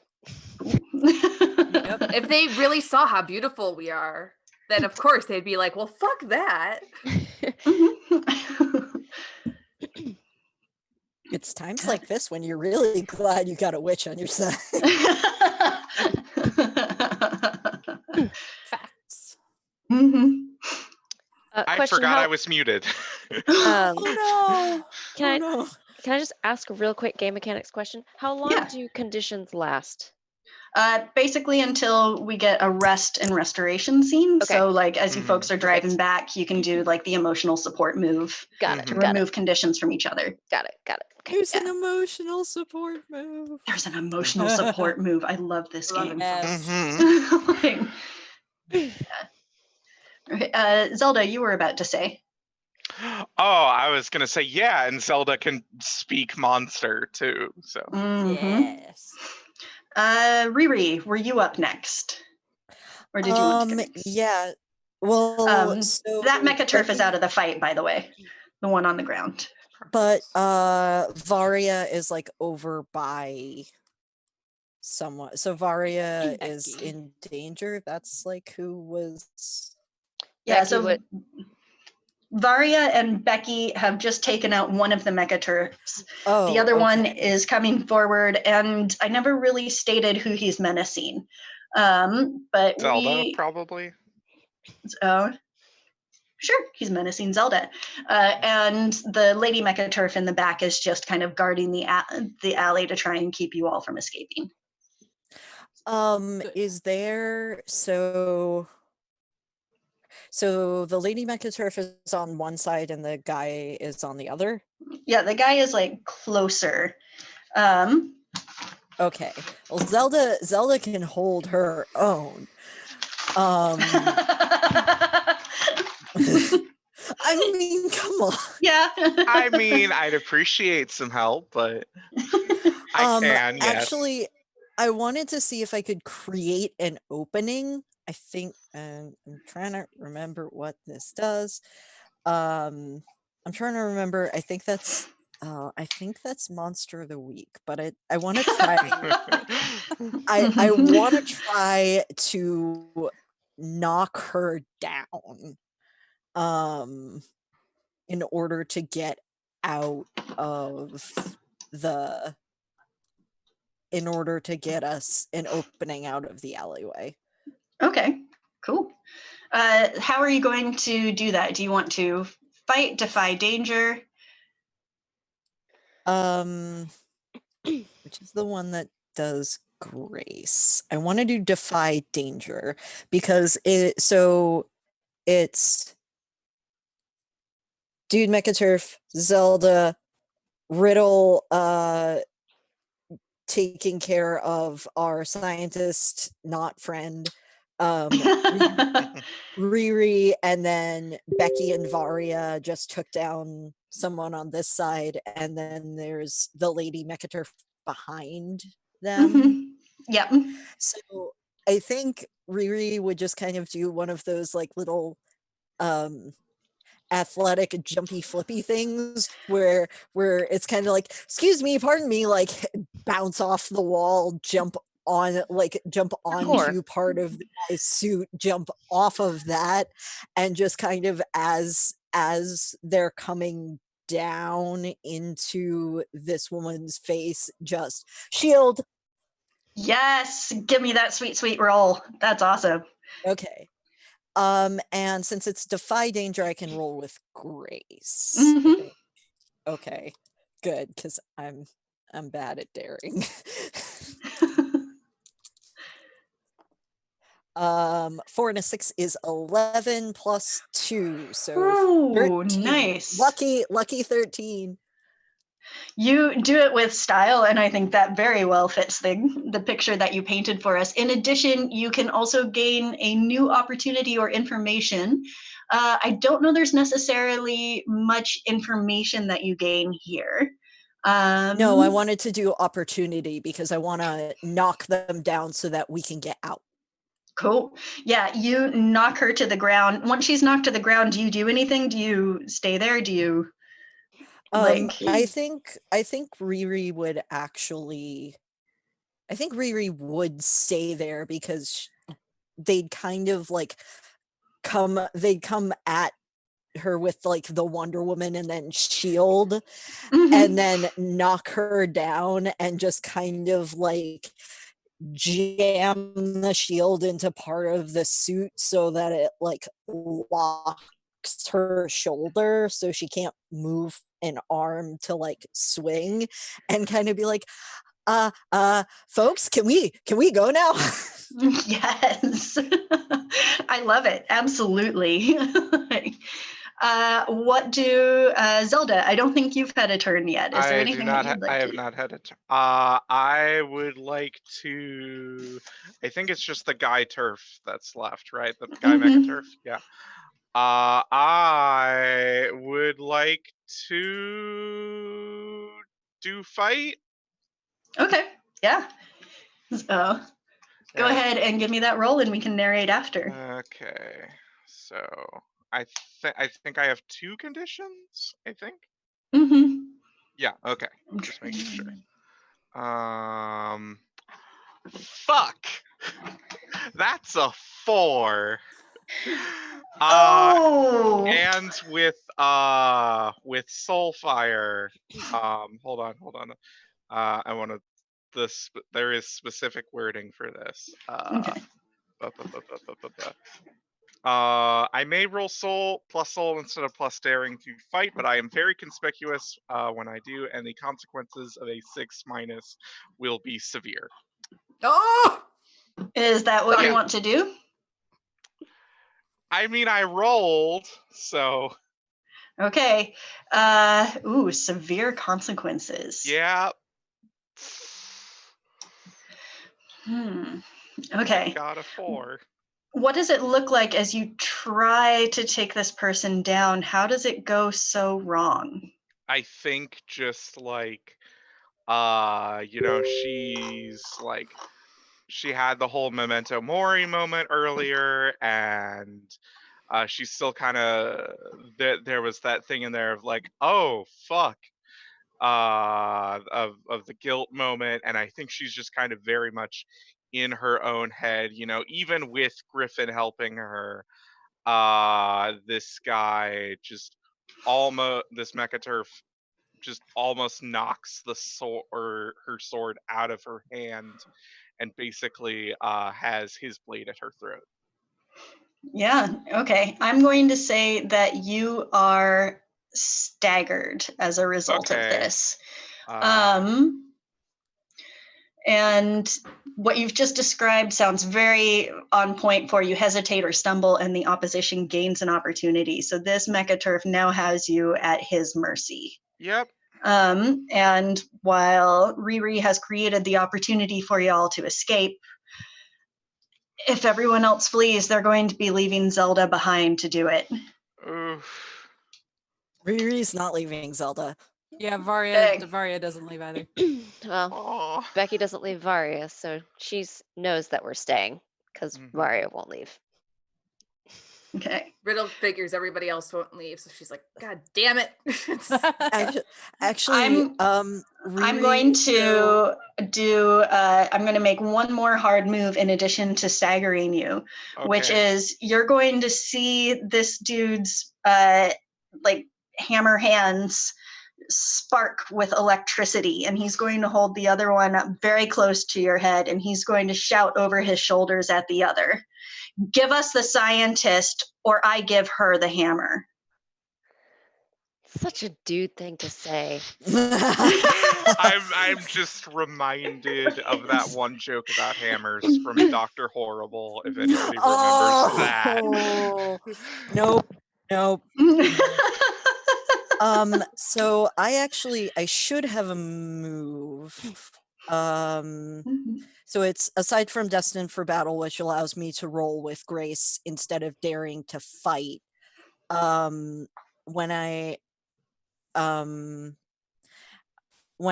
act not in accordance with my destiny, whenever you miss an opportunity to make progress towards your destiny, choose one. Someone with power over you makes an uncomfortable demand in furtherance of your destiny backed by a threat. Someone you care about is hurt enough to make them stagger. So I can't leave Zelda. And I want to yell at Riddle, just get her out, and run back down the alleyway and just kind of like, Becky, lift, and try to jump off of like one of her arms and bring like the sword down in this dude's face. Yep, we're doing the Captain America Black Widow combo. Yes, we are. I'm all for it. Yes. Yep. Go ahead, and I will say, are you trying to injure, or are you trying to just get over there? I'm actually, since I'm drawing the sword, I want to cut off that hammer. Okay, go ahead and roll me a fight, and I am going to make you roll plus daring for that. But it says I can know. roll it. Ah! Oh, it says you can roll. Yeah, Destined for Battle. When you act in accordance with your destiny, you may roll you can roll with plus grace. I can roll Nice. plus grace instead of plus daring. Yes, Perfect. yes, Do it. yes, Do yes. it. So that's a 7 plus 2, 9. Okay. So you gain a string, inflict a condition, create an opportunity from an ally, take something from the opponent. Pick 2 of those. Inflict a condition, I want him to stagger. And an opportunity for an ally, I want to give Zelda the opportunity to escape. Yeah. All right. So you come down, shield onto this guy. Where do you hit? Like, what does it look like as you make this contact? I think it's one of those like shield to the face moment. Just shield to the face and sword just Brutal. knocking this guy's arm down to the ground as they just come down. Like, Riri is not terribly big, so their shield is maybe the size of this guy's face, and so their knee is also up against the shield as they come down. Now, this is the shield and sword that your bracers turn into. Do they have any special properties when they're activated and out? I don't think Riri knows really if they do. They sort of just function as sword and shield, and they're just extremely durable, I think is the one quality. Okay. That like, because they otherwise I feel like they would have broken by now. I'm going to say that as you come down onto this guy, you're expecting to kind of hit and maybe do some damage, but at the last moment, your blade and shield begin to hum with this kind of magical sing, like the green blade in forget the movie. Anyway, Crouching Tiger, Hidden Dragon, like the green blade in Crouching Tiger, Hidden Dragon, and as you hit, the sword cleaves clean through his arm, and your shield knocks him completely unconscious. He is unable to retaliate, make any moves, anything like that. And you have completely taken this guy out of the fight. I don't know if I can say this like as a reaction or if it has to be its own separate thing. Let's find out. But definitely Zelda is smitten with Riri. Zelda is smitten with Riri. Oh. Yes. So let me To actually be get fair, that. Riri is actually kind of horrified at what they just did. Oh, That's adorable. Zelda is like, amazing. Why did I bring up the snails? When you become smitten with someone, say why, give them a string, and then answer this question. So I will say why. I think before this, she had thought of like Riri as like someone she was mentoring, learning about and like kind of protecting. But now that Riri was like protecting her, she's like, oh, even field. Also, pretty, they with sword. Also, sorry for using she and not they. But yeah. You can use both for Riri. Oh, cool. I forgot about that. But yeah. But also, I must answer this question. What obvious thing about you are you sure would make them reject you? I am not very good with social cues and other things like that. I am awkward. I live out in the, swamps with monsters. I don't know how to be like a normal person. It just gay, but Riri's so much more of a normal person than me, and they got a fucking fantastic destiny. oh. To be fair, Riri, I don't think anyone aside from Zelda at the beginning of this knew Riri was the chosen one. So like even Riri was like, this is news to me. Now they're just kind of like, I have a sword and shield. Also, everybody run. Yeah. Yeah. So at this point, the mecha turfs are down. Riddle, I think you're still holding the blade to Ada's back. If there's anything else you want to do there while we're making our way back to the Subaru Forester. I feel like it's not still to her back because as she's like, I got the information that you want, Riddle's just so like, kind of shoves her to the side so she can deal with like, okay, immediate thing, protect the information from the bad guys. As soon as a spot opens up, it's gonna grab her arm and just kind of haul her out of the way to wherever is safe for this information, but not. She's very much obviously going on autopilot right now. This isn't something that's like, she's like, I got a mission. I'm doing the mission right now. Mission.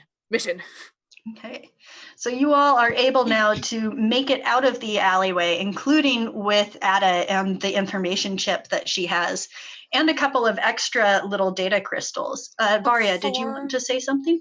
Yeah, before we completely zip out to the Forester, I do want to try and like rip off the back of the mecha turf, the lady's helmet. The bit. flirty eyes.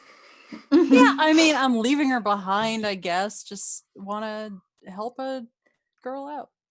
Let's give it a kiss. Yeah. I'm gonna say, do you want to make this a defy danger heart or an entice heart? Oh no, let's make it an entice. Okay. Did I just mess myself up? Is Oh, call me. Am I adding anything to that? I don't. Roll 2d6 plus heart.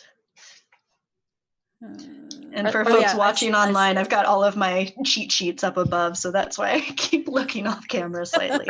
Are the two mecha dudes dead? The first one definitely is. The second one will be. Okay.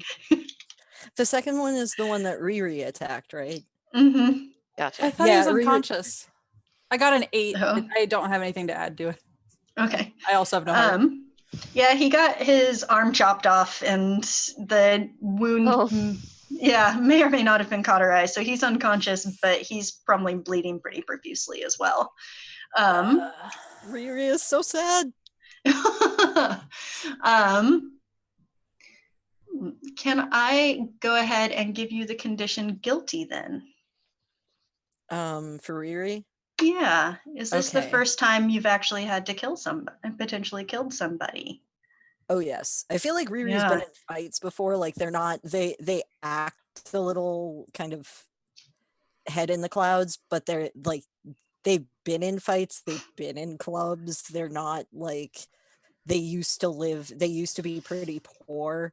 So, but this is the first time that like, oh, if I leave this guy, he's gonna die.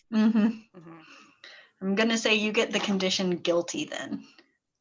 I am going to mark that down. Okay. Cool. So, anything else folks want to do before we escape to the Subaru? Did my roll affect anything? Roll 8. You had an 8 on entice. Sorry. Just checking. You can either gain a string on them, or they can get flustered and awkward, promise something they think you want, or give in to desire. So I'll say that you successfully managed to yank their terrible face mask thing off. You know what? Let's just give in to desire. Yeah. She is lying on the ground looking up at you, and as the mask comes off, you just hear this like little gasp as she takes like her first unfiltered breath in so long. Aww. What would you like to do? I mean, with consent, I want to kiss her. She would be down with that. Okay. So go ahead and paint the picture. What does it look like as you and this lady come together? I just kind of like have my hand behind the back of her head now that there's like no like what have you. No weird helmety thing. No weird helmety thing is the technical term. And then I just kind of hesitate and swoop in for a kiss. She meets you halfway. I love her. And I say there's always a place for you in Lesbilandia. She breaks apart and like she can't even speak at this point. She just kind of looks at you and like there's a moment of just like just like gasping, and she's gonna say, "How can I find you?"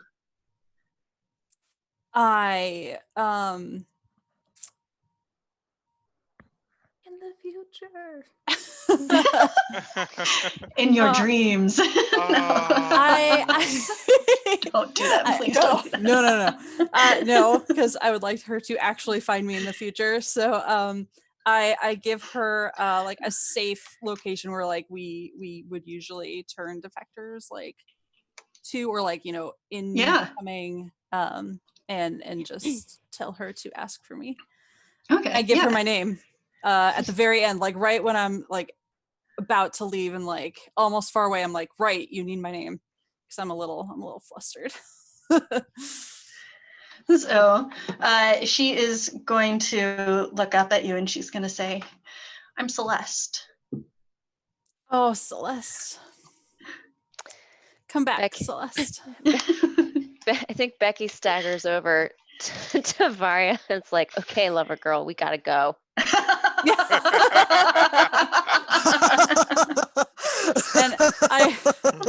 I do. A sister. Oh. And before everybody gets into the Subaru, Riddle's just kind of gonna throw Ada, like shove her to the car, look towards Becky. Get her in there. I just need a second.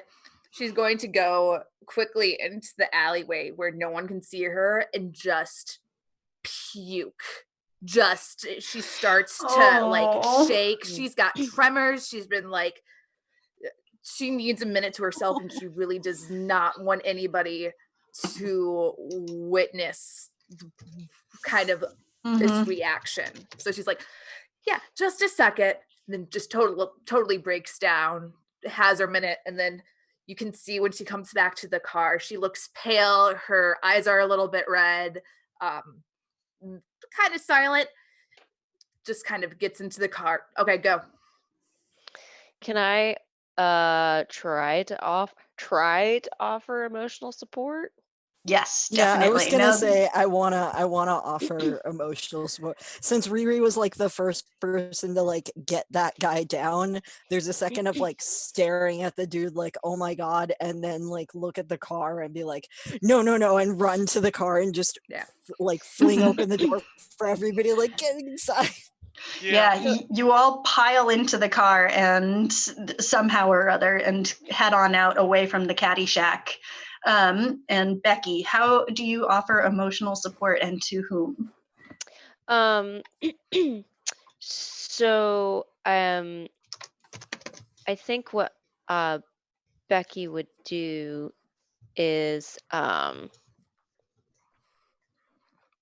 did I put Ada in the car?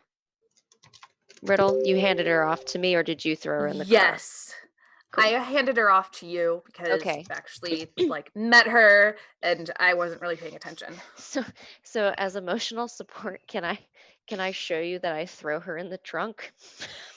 You know what? You can totally do that.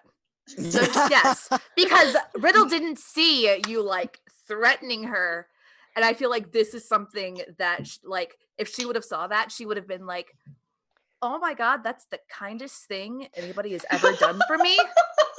That's probably the extent I would go to, because I'm not exactly happy with Ada throwing that bombshell at me, which we still have to talk about. But so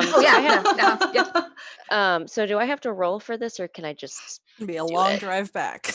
I'm looking it up because I honestly don't remember. It says roll heart or soul. If you spend a string on them, add 3 to roll.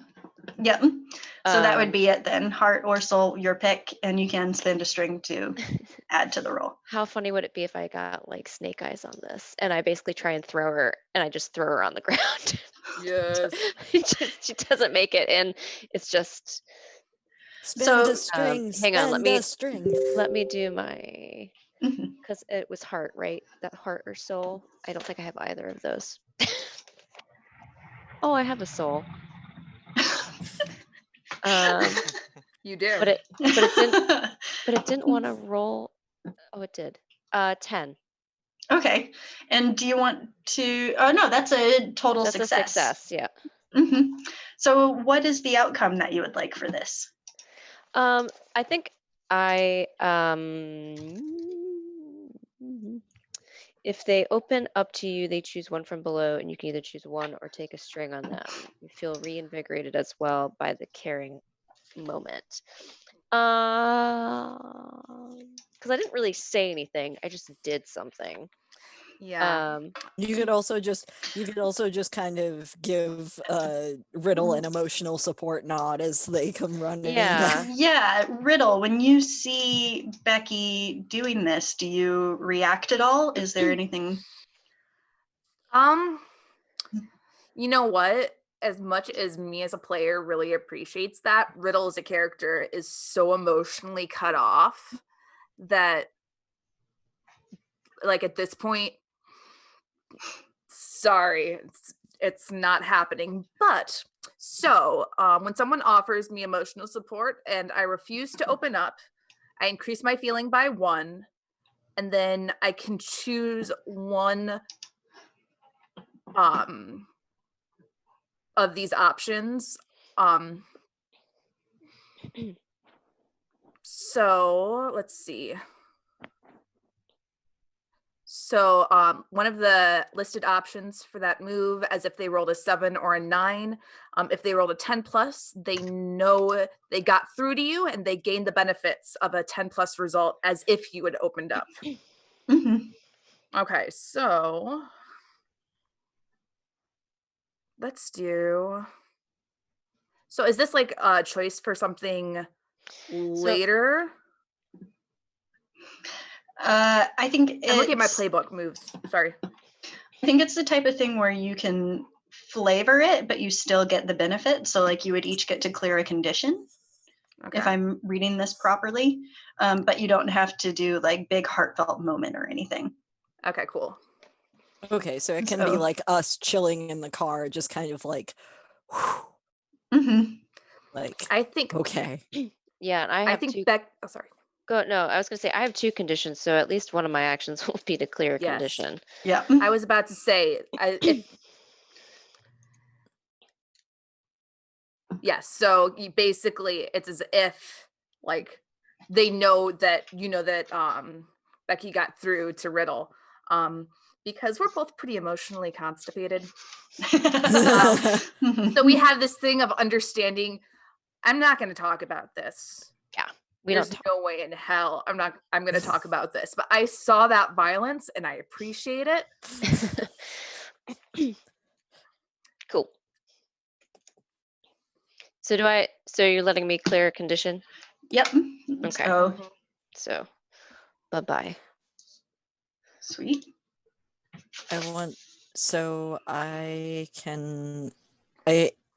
Are we all just offering emotional support to each other on the ride back in forms of like, okay, you did good, we got this? Yeah, touching base and catching up.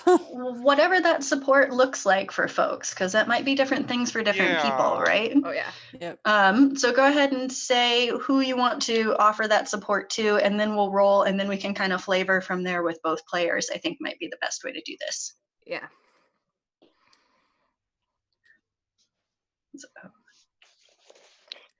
I mean, I think. Sorry, guys. Go ahead, Riri.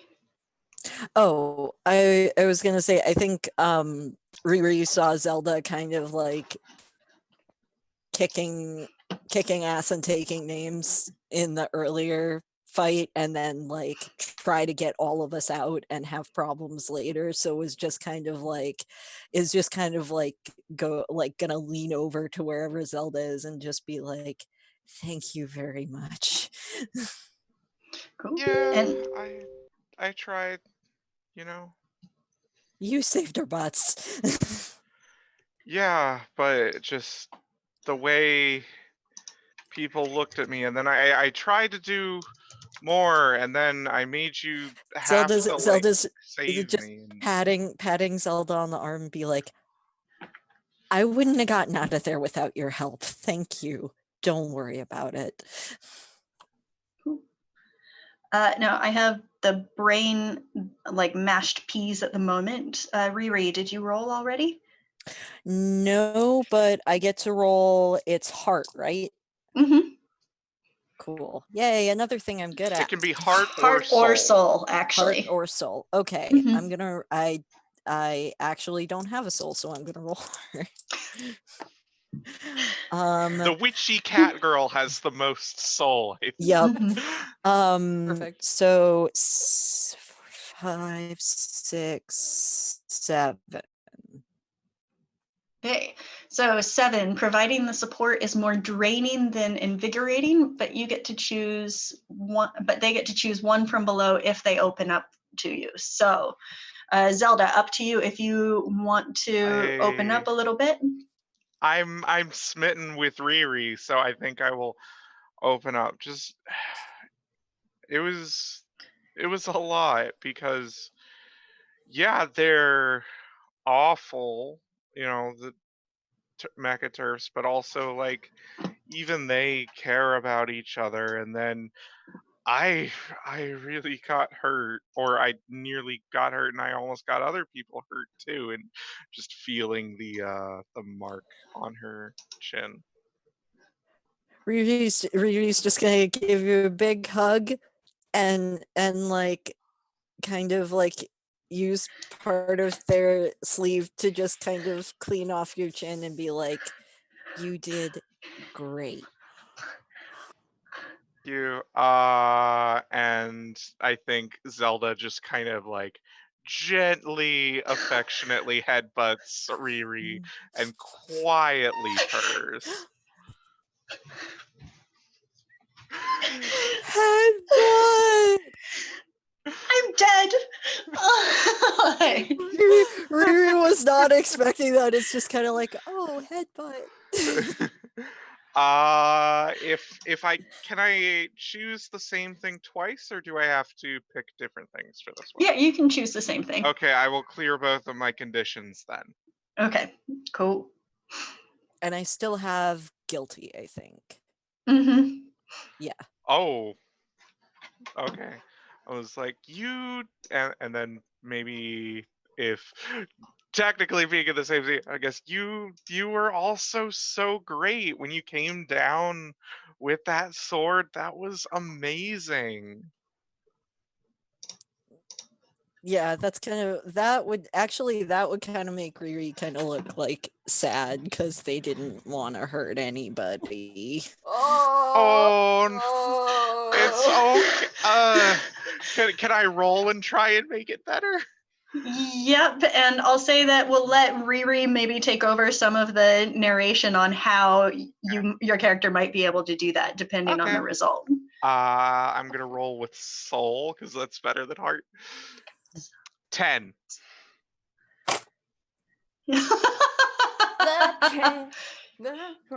All right, so Riri, you get to choose if you open up in return. Either way, you get you get to choose if you open up to Zelda in return.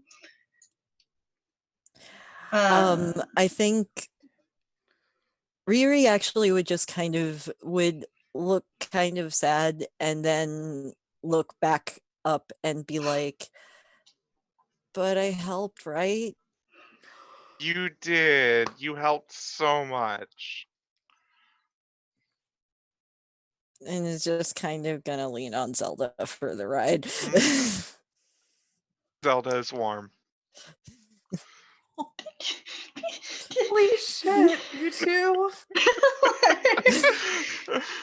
I know how to be a gay cat girl. I was gonna say, there's a part of me that's like, I want to keep going, but there's another part that's like, cat lesbian snuggles in the back of a Subaru is like the gayest ending I can think of for this thing. Becky's punching Varia in the front seat. I love that. Whenever something emotional happens, and Becky's like, Varia, are you saying this? I think, just short of a campaign, I think can that it's be good. emotional support for everybody in the car? Ready to. We'll say that it's at that point that the James Bond stuff that is hidden in this car gets activated, and you hear the distinctive beep beep tone that indicates a call incoming from Commander Xena. Is it Galileo? It is now. I have taken my passenger side hand off the steering wheel so that she doesn't jostle me while I drive. And I'll go ahead and accept the call. And you just hear Commander Xena say, "Folks, what's the report? Situation's getting pretty dire over here. Do you have the information?" We do, and we have Vanilla Spice, who, a little more info on her would have been helpful. Thank you for that. I gave you what I had, soldiers. Oh. I'm afraid Fair that there's enough. not time to come back to base and restock. Things are moving faster than we had hoped. I'm going to need you to head straight to the transmission base on Beaver Beach. Unfortunately, we've received reports. The mecha turfs, they're expanding. We have word that they have indeed expanded into our territory further, and what's more, that if we don't disable them, they're going to be here at this base within the next few hours. So funny thing about these mechaturfs, are we sure that they are willing participants in all of this? Soldier, I don't think that matters right now. Okay. I mean, It's fine. Riri's like, wait, but it does. Zelda, get out. Like, Zelda, we have to. Xena, get out of there.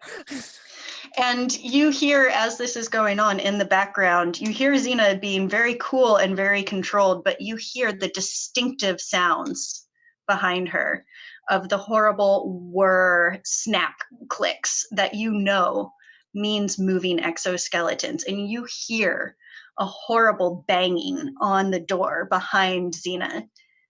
And she says, folks, this all depends on you.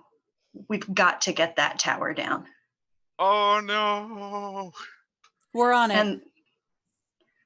And the call ends. I was gonna say, aim for the helmet. Okay, it's fine. And that is also where our one shot will have to end. Give you the fight and give you the good times, and then give you all of the awful feels again. Commander! That is that GM life right there.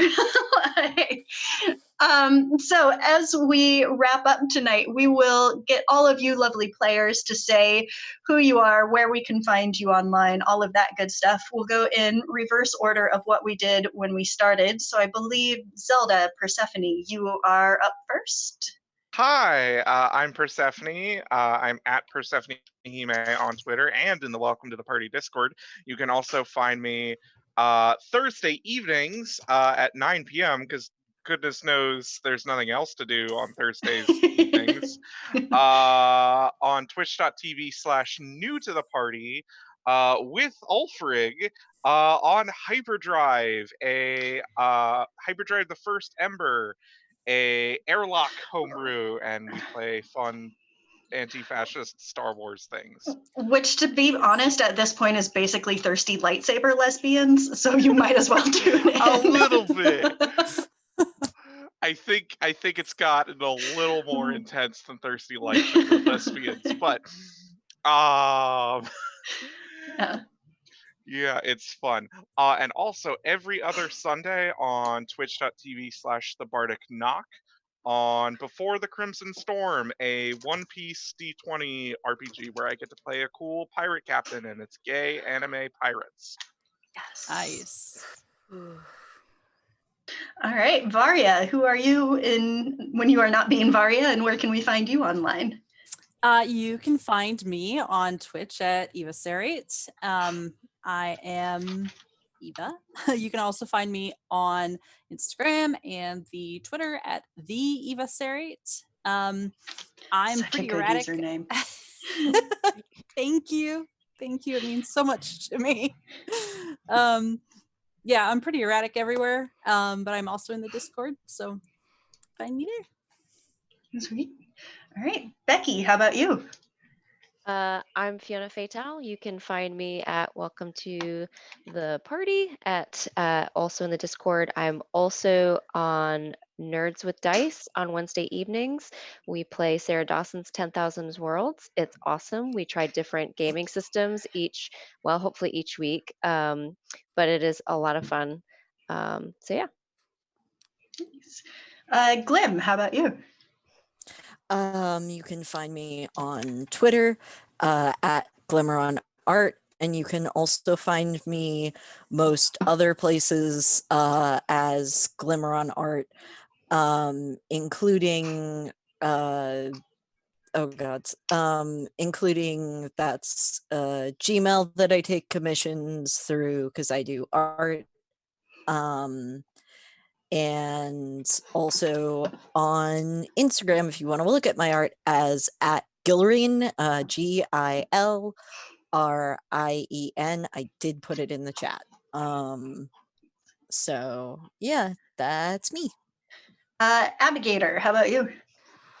Hello, my name is Abigator. You can find me on Twitter at Abigator Frenzy. You can also find me on the Welcome to the Party Discord. I'm kind of slowly getting back into the tabletop RPG thing, and it's lovely to be back. I loved this, and be on the lookout.